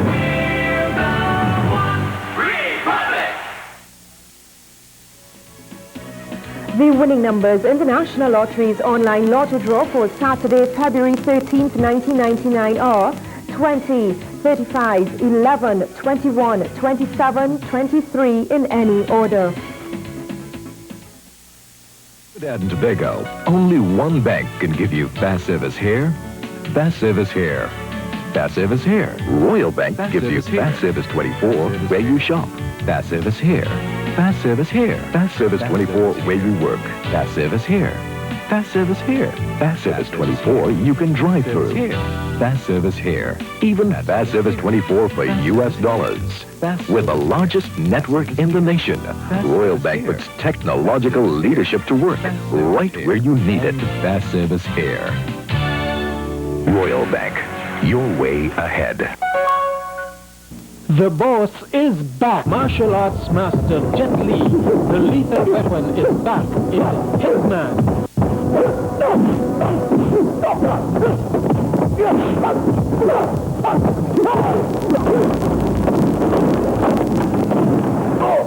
If you're looking for mercy, look somewhere else. Jet Li, king of the killers, in Hitman. Opens Ash Wednesday across TNT at the Magnificent 7 and Gate Tobago for all ages. Big line, big party, big problem. There's a big answer. New holiday supersize snack. These packs are larger than life. New holiday supersize, big enough for any life.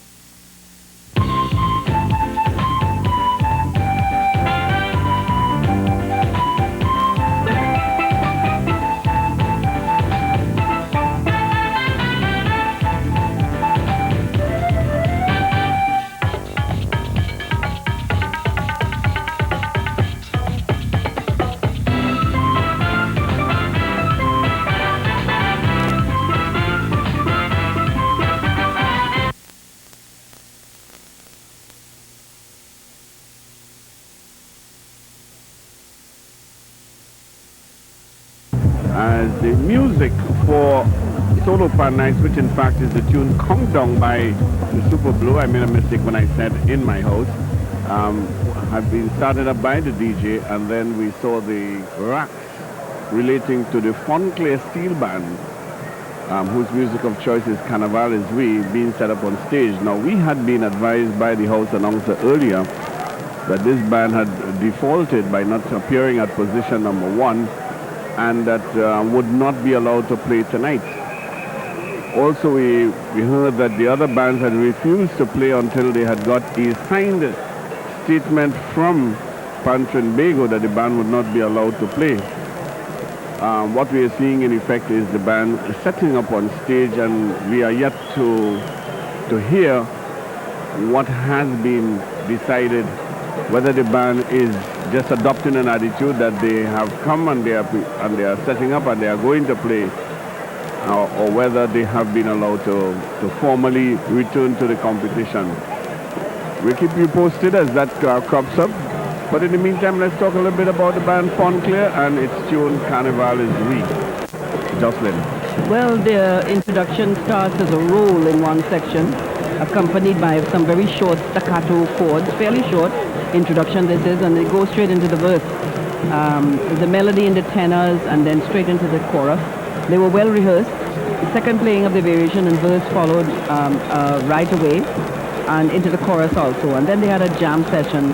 I thought they took a good tempo using those staccato chords which were reminiscent of the opening. So I don't know if it's part of the calypso arrangement, those stabbing chords. Then there was a change of key, which was fairly sudden in the jam session. We're still going on with one line of the verse. The basses were featured on that one-note motif, very rhythmic. It was a very nice sort of samba arpeggio. and jump from the calypso. That motif was used here, and the verse variation came back, and also the chorus. Very different again, changed rhythmically and so on. The melody was not very, very clear.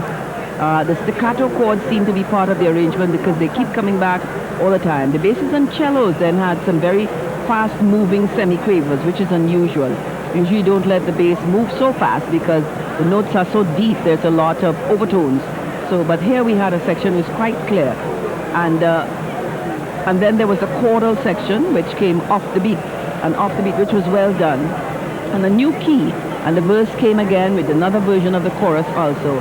And then they had a shout, which is the second band tonight to use this shout in their arrangement, and a break, a sort of a silent break just for about one beat or something, which was very effective. A long roll in the tenors, and the music seemed to be part of the chorus, Carnival is We. The motif, that Carnival is We motif was used in their coda, and they came to an ending. So all in all, it was quite a good performance for Fontclair. This is why they're here tonight in the finals with us. Alvin? Yes, and I see Milton Wire Austin visibly upset as they're at the front of your, the band on the right-hand side of your screen, asking for the music relating to his band to be played. We are yet to know what is the decision in terms of the band's performance and whether it will be adjudicated. There seems to be some discussion going on. The judges have got up out of their seats for a while. They're back in their seats now, so whatever has been decided from that point of view has been sorted out. And the band has set up very, very quickly. They're in position now, but once again, Milton Wire Austin, the music for his band has not been played. And let's hope that good sense will prevail and the band will soon make their performance. Any thoughts, David? I would like to think, but I have no basis on which I should think. It seems as though Wire is going to start. Without his music being played, I would believe that if the music is not played, it could be a directive from Pancho and Vigo. The music should not be played, or at least not played yet, or I don't know. I don't know. You see, after the house announcements, Alvin, you would expect in situations like these, there would be backup announcement of remedial actions that have been taking place. At least an explanation. If they were to allow Fontclair to pay, I imagine there would have been an official explanation saying, well, there was a breakdown of their transportation or something, but nothing at all has been said. There does seem to be some breakdown here. Another point, David, is that I'm looking for Ken Professor Fillmore. I've not been able to pick him up as yet, and usually he likes to lead the band from the front very much the way Bugsy did tonight. And I have not been able to see him as yet. Probably he might be in the middle of the band. At the rhythm section At the rhythm section side. We're not seen inside on the monitor. Yeah. That would help us usually. But there certainly is cause for some concern. Is that there's a bit of a stalemate, as it were, in that the band is ready to play, and there are no directives being given by Pancho in terms of the band's performance. Yeah, there does seem to be something.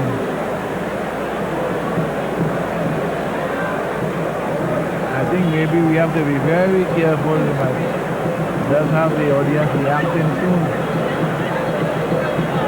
They have started. Actually, what they're doing is just playing a little bit of rhythm to pass the time, but I don't think they've begun the tune at all. Decision was then made that VWI Invaders should be the first band to come on stage. The band insisted, however, that if they were going to play in the first slot, that they get a written statement or agreement that the band Fontclair would not be allowed to perform tonight. And I understand the other bands insisted on that as well. Once that was out of the way, the Panorama began, and we did hear from BWI Invaders in first place. And house announcement is coming up now, so we should get some sort of explanation. We have from Contestant Street in San Fernando, led by Ken Professor Fillmore, the arranger, Fontclair. And the announcement is that the Fontclair Steel Orchestra will play tune composed in the range by Ken Professor Wilmot. Carnival is Reed. The band's captain is Joseph Reed and the manager is Milton Wire Austin. I must let you know that the reaction from the audience has not been favorable.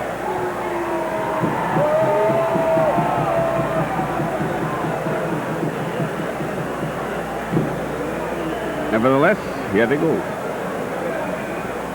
Originally slotted at position number 1, now playing in position number 9, Fontclair.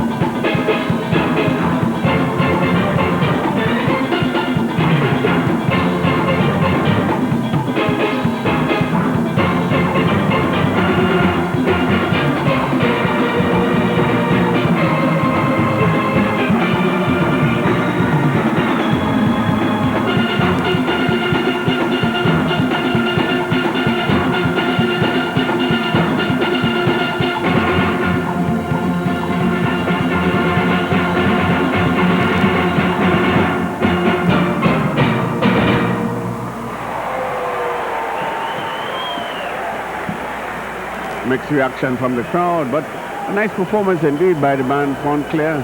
Carnival is beat.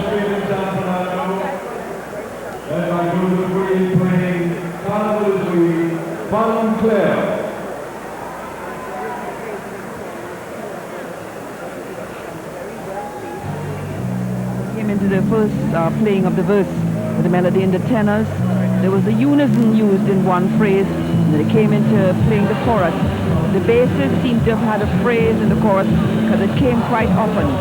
They went into second playing of the verse melody again, and the cellos and the guitars had tenor improvisation above. Cellos and guitars carried the melody. I heard them clearly, and they carried it right through until they came to the chorus, where the variation was in the tenors. And they seemed to have a jam session after that. So the developmental area using phrases from the verse and so on. And this is where that one note motive came in with the tenors. There was a distinct samba feeling, as though the rhythm shifted to a more of a samba than a calypso feeling.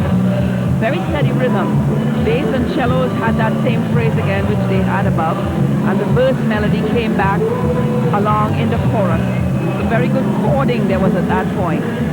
And then there was that phrase in the bass. So they seem to be using their inside pans quite a lot and coming back to the tenor, always coming back to the tenor for the improvisational work above. There's a long roll, a crescendo roll, with those staccato chords which were at the beginning and at the end again. And then we had that fast-moving section with the basses doing a lot of semi-quaver. And that little section with the crescendo roll and the staccato chords and the semi-quavers and the bass came twice.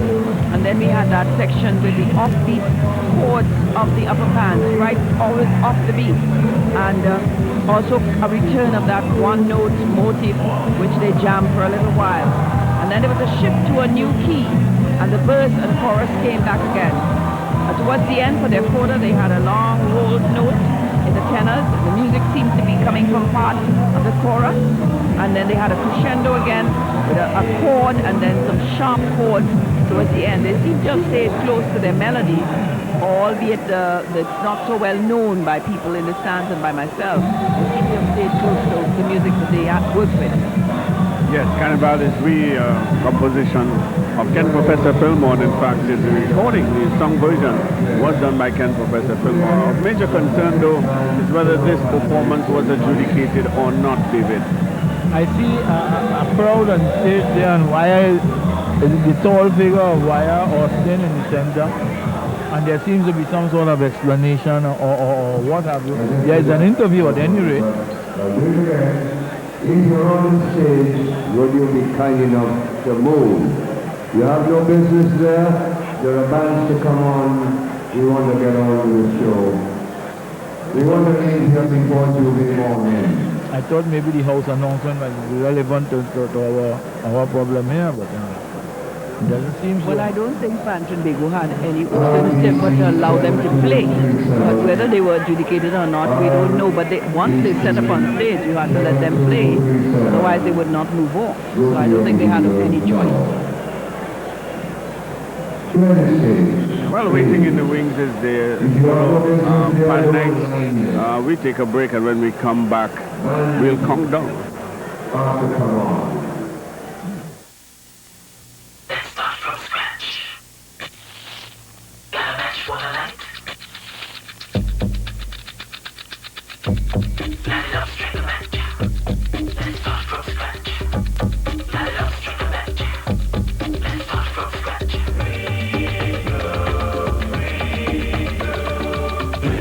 Got a match for the night. Got a match just right. Got a match for the night. Got a match just right. Shakonia, created by God for a beautiful rainbow people.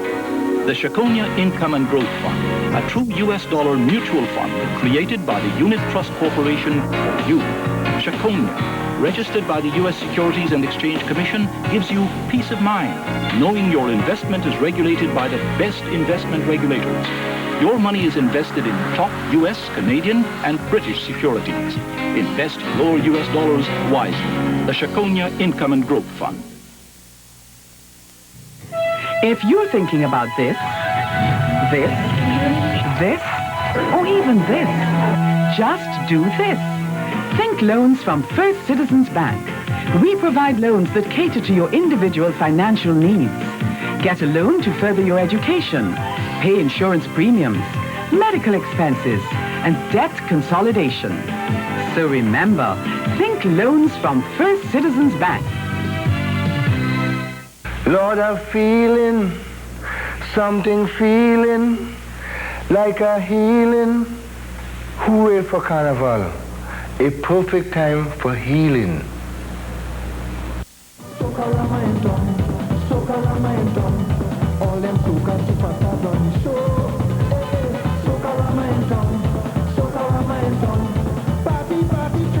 Welcome back. And making their way on stage pretty soon is the band Solo Pan Nights, going to play Super Blues Kong Dong. And while we're at it, we can take the opportunity to say, well, Super Blue, you didn't quite make it this time around, beaten the third spot, dethroned from your Soca Monarch position, but we know that you're a great Soca ambassador for Trinidad and Tobago. We all love you and keep at it. We want to take the opportunity also to congratulate the other people like Sanel Dempster, really making a strong impression, though coming in just fourth. Howard George, always there in the top three, always giving us a fine performance. Congratulations, Ira, on your second place. And of course, our new Soca Monarch for 1999, young Kurt Allen. Congratulations to you out there. But what's in focus now is the tune Kong Dong. Not the tune that he sang on the night. He sang Hooray, a tribute to Wendy Fitzwilliams, who was here earlier tonight. And Kong Dong, the tune of choice. Let's recap on their last performance. Well, they used part of their verse melody for the development of their introduction, which was quite short really, but worked well. And they went straight into verse and chorus playing. For the second playing of the verse, the melody was in the bass with some tenor work above, and of course all the other chordal instruments playing the chord and carrying the arrangement. 10 arpeggios came just before the chorus comes back again. They were very clean. A short bridge followed, and then we were back into the third version of the verse and chorus. Then we had a 1 minute just an important announcement. So that the show would not be disrupted. However, having performed, they were not judged, having been previously disqualified. Thank you. Well, as we suspected, the band was allowed to perform so that it would not have affected the smooth flow of the panorama, but the band was not indicated. Justin, you may go on. Yes, I was going to say, after their second playing of the verse and chorus, they had a jam session, which began with a long crescendo on a rolled note, that is a sustained note, and the tenors over a motif in the guitars. The rhythm, we really got some very good rhythm here. And I think they went into a new key at this point, I was really, really certain. And the variation of the verse came back, very different again, and then the chorus.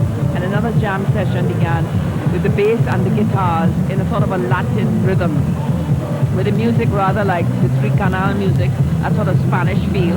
And the basses were highlighted, with the tenors responding, so maybe they had a bit of a, what we call a musical conversation there, call and response. This was an extended jam, which comes into a reference to the verse, but it was really the coda. They were just using fragments of the melody here, and they went into a rising sequence from a phrase in the verse into a strong final cadence. So that's what they did when we heard them in the semi-finals. Yes, and 430 points in the preliminaries, gaining an additional 7.5 points at semi-final level, and needing to do much more to get up into the, so let's say, the top three today, but certainly giving a fine count of themselves up to semi-finals. And David, your thoughts and comments on the band Solo Pan Night? Well, Solo Pan Night was fortunate to qualify for the semi-finals when they were actually eliminated, and they were, and they what I can't remember. No, they were always in. They had scored 430 points at preliminary level and 437.5 points. Oh, no, well sorry, inside. I'm mixing up with Banbury. Banbury, yes. Yeah, Solo Harmonize had a very good performance, actually.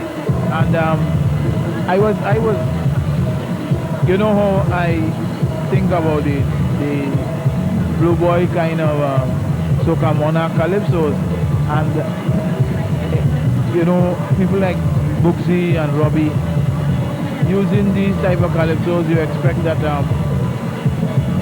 they will get something from them, like Buxy did with Nani Wine and the tune he did for Pamberry this year.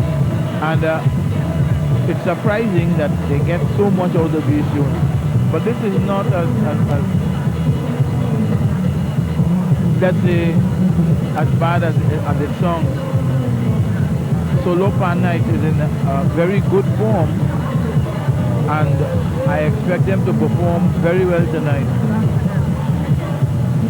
Well, you know, the interesting thing is that they had a sort of a off-year last year when they used Pan Messiah, going just for 11 points in the prelim, and I think they must feel, you know, overjoyed to be back in the fray, as it were. But this is final night. This is big news, and they used to be a final band. You must remember they are a breakaway from Solo Hammer Night, and since they are they've gained their independence, so to speak, they have made the big yard on final night on about 2 occasions.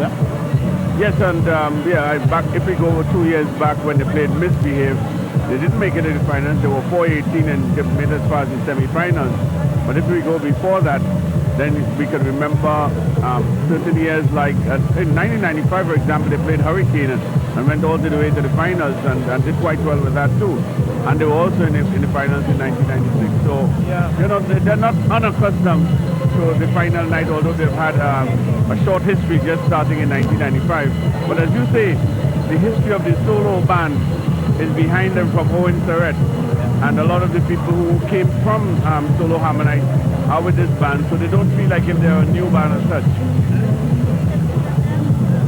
And then they are consolidated with a school band, and which has been also associated with some success. Yes. And Jocelyn, the tune Kong Dong, I don't know if you realize it, but you know, there were some people who were even suggesting that Sovalu should sing this one in Tokamona because it had got quite popular in the last week. Yes. Seems to me to have a nice, I have heard it a lot, as much as the other pan tunes that came here tonight. It seems to have a nice melody and, you know, something to really sink your teeth into. It's got a phrase, nice verse, and then the chorus comes in. And it's definitely a party type song that it could have gone, but it's so come on. On stage, doing yeoman service here with Solo Pan Night is Pepe Francis, who is the leader of the Ebony Steel Band in London. He is with Pan Night. He's an original mover man, you know. Yes. So he is here throwing his lot behind Pan Night.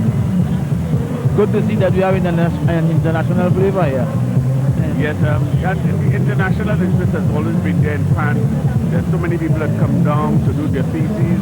There are people who use this as like a practical session for the thesis work that they do on the research of Pan, the music that we play, and this. I think some of them who've been away, old Pan men, and they have a band, and they're still out there in parts of the US and Canada. They come down to see what's happening, what are the new developments, how it sounds, and they take back ideas and so on, what they can...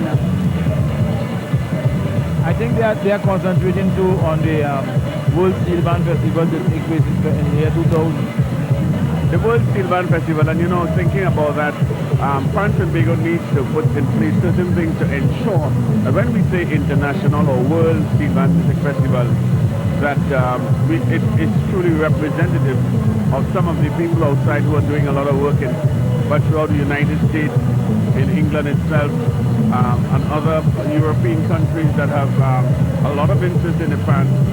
And one of the things I think of, David, is that maybe as we approach the standardization of Pan, we should be telling steel bands outside of Trinidad, you don't need to bring pans here. We can provide whatever pan you need and make it available to you here.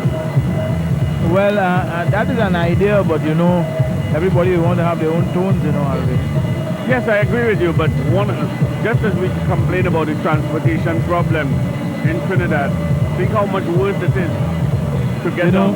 Okay, I'm stationed at the airport now, and at the airport, when you see the people coming in, you'll be surprised to know the amount of people are coming with their own pans to play in a band in Trinidad, in a Panorama band in Trinidad. That's if it's a tenor or something portable. Tenor, second band.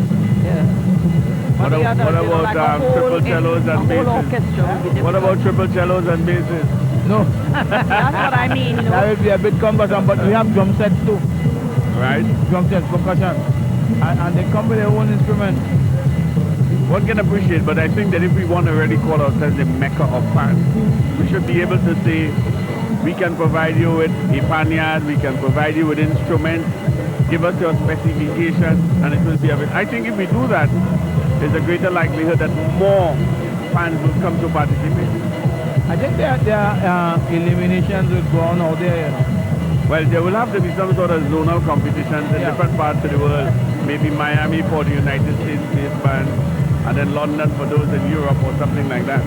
And don't forget that since the tenor and the higher instruments are portable, people may bring those and they maybe only want your tenor basses and your cellos and basses and stuff like that. They may not want the entire orchestra. And certainly if they want to have a meaningful competition, they should address all of these issues very early. Well, full compliments to the band Pan 9. They have taken a minimum amount of time in setting up. They look very compact on stage.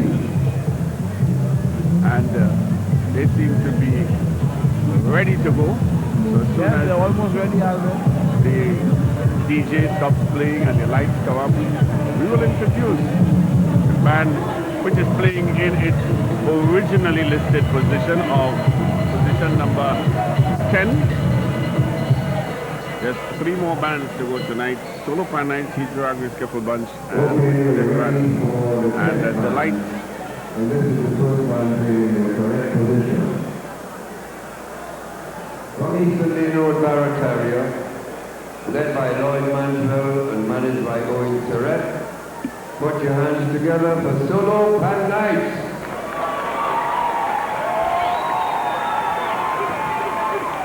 Playing Super Blues, Calm Down.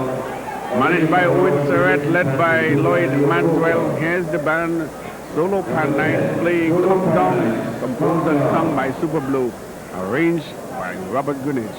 Solo Pan Nights.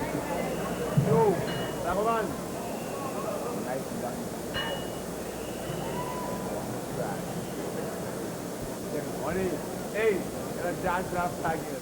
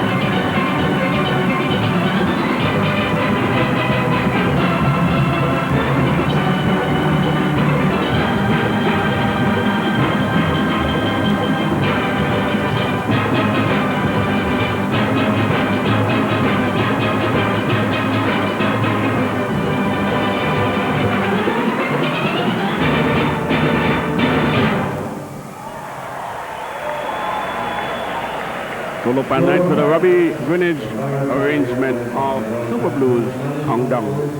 And they had a lovely roll, rising in pitches 3 times. It was repeated, and then they used a motive from the verse, I think, and finally a rising sequence which went into the first playing of the verse. Well-balanced sound. The chorus came afterwards, very accurate playing of the calypso, I thought. The basses had a melody of the verse afterwards, very clear, and the tenors were supporting above. The chorus came in with arpeggios used in that improvisation there. Tenors carrying the variation here. Then there was a short bridge with very jazzy sounding phrases, and the verse came again, also in the tenors. And they played the verse twice, I believe, and then came into the chorus. The bass was featured with a phrase again. Rhythm was always very steady, very tight. And then they had a long crescendo roll in the tenors, and a jam session came in with new material, not really related to the melody itself, very jazzy sounding in the intervals and in the rhythms. And then you had the top instruments do a little jam all by themselves. They removed the basses and the cellos and so on. And then the others came in, and this little section was repeated twice. And then they went straight into a rising phrase, back into a variation of the verse again. Very altered rhythmically, but you can still recognize the melody clearly. The chorus had some sharp chords at the start from the tenors, and then there was a strum with a samba rhythm and a crescendo roll from the tenors, and this began one of the final jam sessions. That Spanish-y sounding phrase was a rumba, I think. It really came into a rumba rhythm, and a minor reference, I felt, came here. And then the chorus melody was used. Basses, again, were soloing a phrase. Tenors were doing all the improvisation. They seemed to be well rehearsed. I think they were just developing rhythmic phrases into a series of chords, rising into, there was a reference to the verse right at the end, but they did not play the verse in its entirety. They just took a fragment of the verse to create that coda at the end. But it was well played. And I agree with you that they were well played. But what was more evident to me is that I think the presence of an exclusive arranger gives this band a little cutting edge tonight, which made them sound that much more better than the semi-final performance.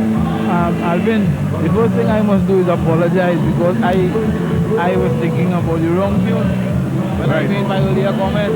Right. Now this piece here, this piece by Pan Night, it was a very good effort, and Robbie did not use his usual Desperado speed. And if you notice, there was a lot more elbow room, and the tune was a lot more relaxed and a lot more clarity. You realize that the tempo wasn't that... No, it was not intense. It was, right.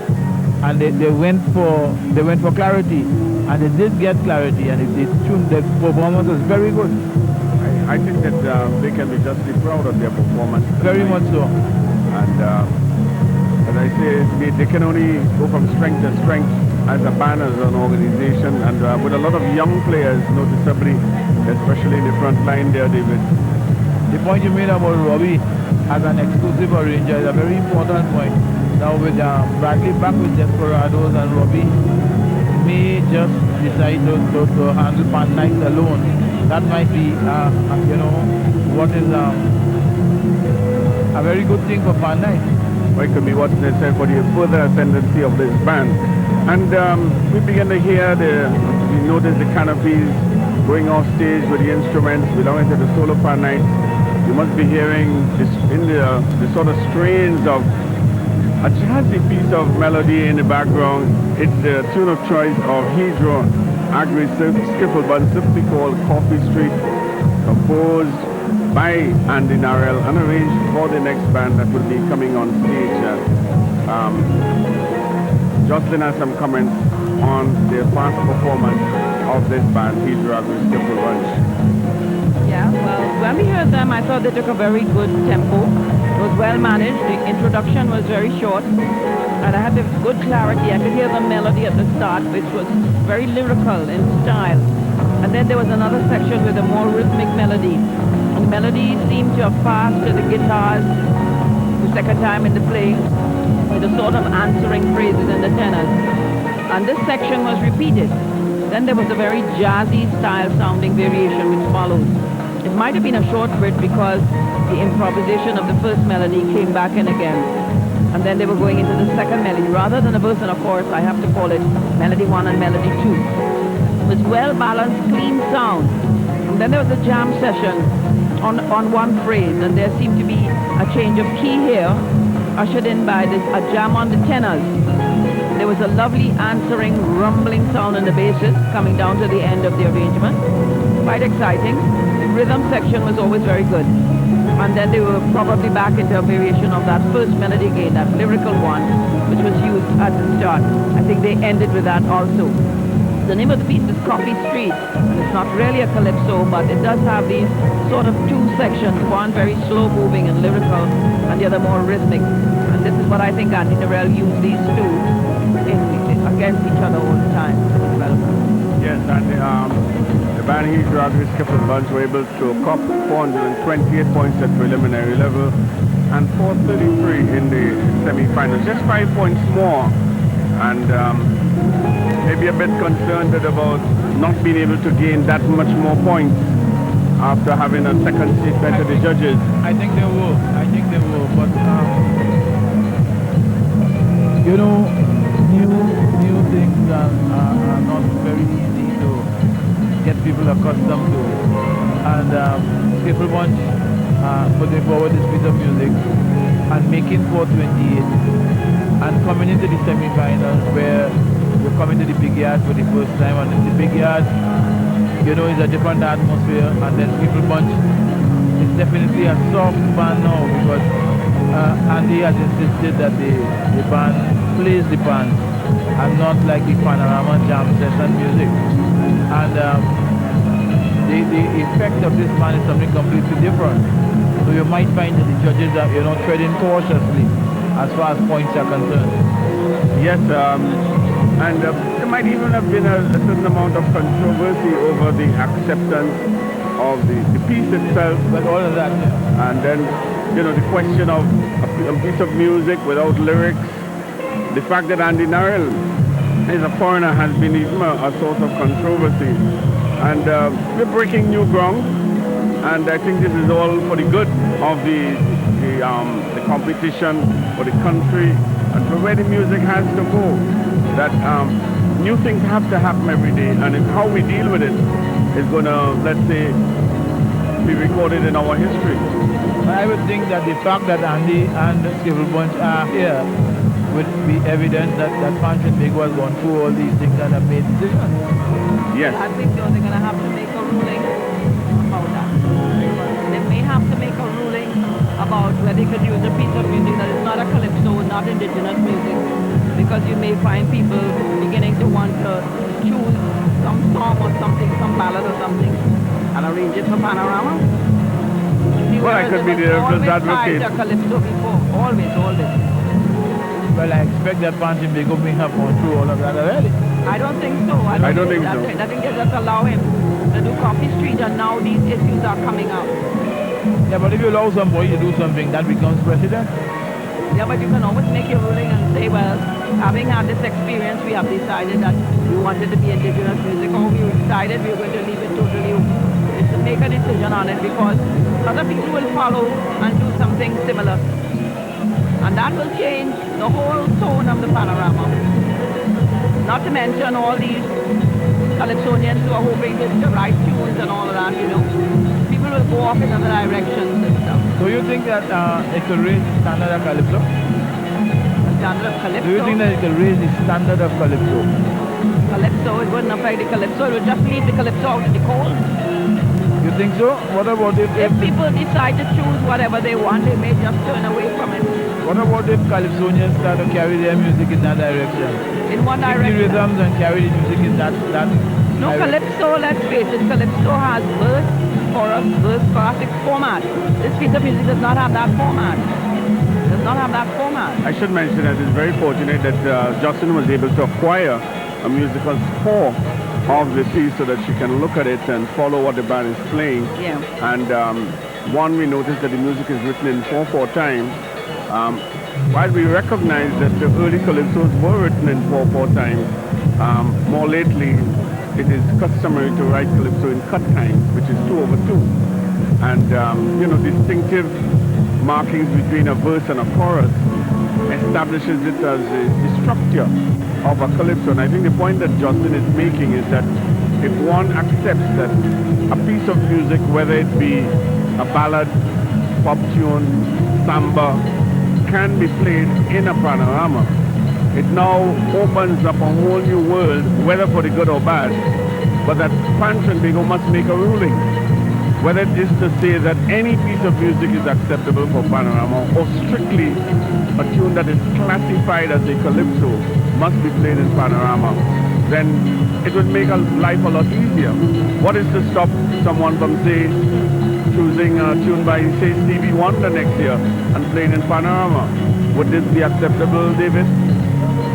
No, I don't think it would be acceptable. Why not? What I am saying is that... why not? I will expect... Huh? Why not? Why it's not acceptable? Because I think that it has to do with the structure of a... As a matter of fact, as you ask that question, what is a calypso? Well, I think there are certain basic guidelines. One has to do, first of all, with the beat, which we established, the strong and followed by the weak beat, which is symptomatic of a calypso. We also look for the structure of the verse and chorus. And we normally expect that typical calypsos, in the context of calling it a calypso, also tells a story or deals with some sort of a topic of some sort. So the lyrical addition is considered, let us say, part of it being a calypso. One can play any tune in a calypso beat, but that doesn't make it a calypso. Yes, but it doesn't make it a calypso, but as you speak here, there are very many, there are music, if I may say so, from different parts of the world that answer the description. I agree with you, and I could come to mind that a country and western tune could actually fit into the structure of a calypso, but the beat would be different. Yes, the beat would be different, but you see, there is not a definition of a calypso. I think there is a definition, and Justin, perhaps you can come in here. Question. We are talking about whether calypso can be defined. Yes, calypso is definitely what we call in music strophic.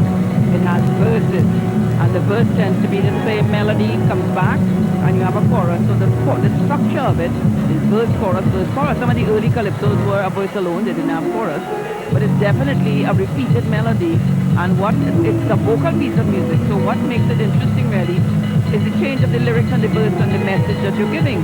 But it is strophic, like the songs of Lieder, the songs by Schumann and so on. It comes in verses. So this music is freestyle. It just happens to have a lyrical section and a more rhythmic section, which he has used. But it has no lyrics, and that's all there is to it. Just those two little pieces, Although it seemed to have been played in calypso style in its original version. That's what I think made it adaptable for this. But I think you have to look at it and see if people are not going to push that even further and choose any piece of music they feel they want to go with and play it in calypso form like they do in the bomb. You could open a door there to things like that. And I'm sure this only occurred because Mr. Norrell is an American. If it was a Trinidadian, they would have chosen a calypso. Even if one composed like for a band, especially the way Ray Holman did it and so on. But this is totally different. This is something absolutely new. When Ray Holman started, the Calypsonians that he was doing songs. Well, being a part of that, I can say that... It was still in the calypso format. It was still in the calypso format. It was a calypso melody, but Trinidad rejected it because they said it would have had to have lyrics to be a calypso. No, I'm not talking about that. The Calypsonians. Oh, yes. The Calypsonians said that Ray Holman was doing songs and he couldn't be allowed to do calypso for the Panorama. Actually, he made objections, yes. This what is happening now is different though, It's a little different. It's a little different. I think it's different because I think what the Calypsonians resented in Ray's time was that they were being bypassed and a melody was being created, lyrics were written for it. It was of Calypso format, but that they were putting out Calypsos that they felt he should be playing on fans before using his own. Or did they think that the steel band man should not have done his own Calypso? That is what they were that is what they objected to. I think David just playing devil's advocate here. Well, we appreciate that. What I'm saying is true, you know. What I'm saying is true. Yes, I know, but I think what is happening here now is a little different. Okay. Makes for interesting conversation. Composed by Andy Laurel, planned to by Bertie Kelman.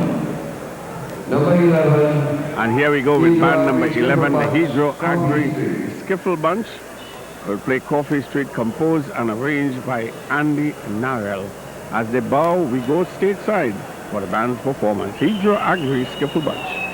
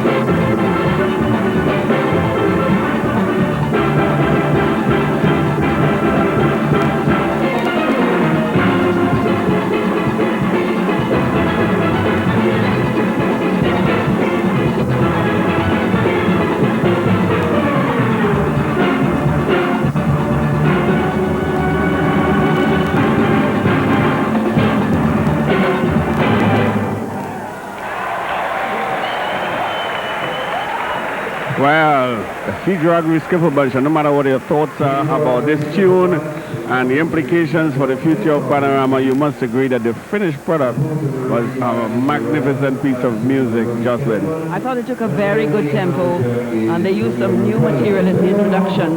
It might have been rhythmically related, but it was not one of the first or second melodies on the lead sheet. And the first melody came in very clearly, very lyrical, singable piece of music there. And then it was repeated. It was very accurately played and very well phrased. The second melody comes in, which is more rhythmic, with almost a samba feeling here, with answering phrases from the cellos and the guitars. And this was also repeated because both sections are very short. Repeating part of the second melody again. And then there was a sort of a jam with shouts of hey and so on, which sort of heightened the excitement there. And they were using the rhythm of the second section as developmental material, but not really the written melody as it was there. Very good reharmonization also here, and attention to the phrase contour, keeping within that. Still had that samba feeling, and we went into arpeggios in the tenor. The basses also had a melody here. They were featured. Very nice variation in the tenors also. There's a long rolled chord, and that rumbling, which I spoke of in the bass. And there was a sustained chord in the tenors, very excited there. But this was sort of like a jam session after the statement of the two melodies. The basses seemed to have the first melody, a fragment of it coming in again, and then a variation of that first melody really came in the bass fully. And also a start of the second melody comes back with the tenors. So as it was in the beginning, the second melody came back in the tenors with reharmonization and so on. And then the first melody, which is the one we had heard absolutely at the opening, that long lyrical singable line, that came in again as a final statement before they had a very short coda, which was, everything was very accurately played, very well rehearsed, and they used those two different motivic, contrasting motives very, very cleverly and stretch it out into this 10-minute Panorama presentation. And the smile on David's face shows a person very satisfied, very contented with what he's heard. And unless that smile belies his true feelings, let's hear what he has to say now. Yes, I'm quite satisfied. I enjoyed it thoroughly. They upped the pace a bit from semi-final, of which I'm not very surprised. But in the semi-final, I thought that maybe Andy was trying to get the audience accustomed to what he's doing. But in the final, he doesn't have another appearance, so he has to step it up a bit. And I was actually surprised at the way the tune sounded in a higher speed, because the clarity was still there, and he got a lot more life into the tune. And how did the finished playing that, as you just heard it, compare with the piece of music as presented to us by the DJ? Very favorably, I would say. No, in comparison in terms of the beat, in terms of what we were talking about, structure and so on, was there a distinctive feel of a verse and chorus? Yeah, I thought I felt a verse and chorus there. And this is what I was saying. It sounded like a calypso when played on pan. Yeah, I thought I heard a definite verse and chorus. If you felt that change between the one part verse and the chorus, as presented to us. Yeah, in other words, what was presented tonight was a calypso on pan. Yeah, that's the impression. So what was played might have been a jazzy version of whatever was composed. Well, maybe because jazz players have their own interpretation, their own way of interpreting things. But what was actually done on the pan, I'm quite satisfied with the calypso. Correct. I agree with that. Yeah. See, that second section is very rhythmic. Dum dum, dum dum, dum dum. And the other one is da da da da da da da. So they're so contrasting that you can use them like a verse and a chorus. Correct. That's what it is. And if one had to fit lyrics to it, it should not be too difficult to let us say restructure it into the format of a calypso using that separate sections as verse and chorus. That was the Hydro-Agri Skiffle Bunch, a very interesting presentation. We'll see how the judges react to their performance. But it's up to their final band tonight. With Desperados, it seems as though that we have traveled down the road of fun tonight. And yet we always knew that we'd end up right here at position number 12 to hear Whitco Desperados, the band that has led us through the prelims and the semi-finals, and is coming to make the final statement in tonight's Panorama 1999, which has been most interesting, most enjoyable musically, and to get an insight into what we can anticipate from Whitco Desperados, although they always keep something up their sleeve. Let's hear what Jocelyn has to say. Well, they had a very good balance of sound right at the start. It has to do with the spread of the chord that they used. Starting softly and getting louder, 4 of them before they came into the verse. That was their introduction. Very good clarity and using dynamics, that is soft and loud, and shaping the phrases without loss of tempo. Then the chorus came. Tenors were carrying the melody, very well rehearsed. I think they played the chorus again here. And then the guitars had a counter melody which came through very, very clearly. And there was a strum which begins the jam session.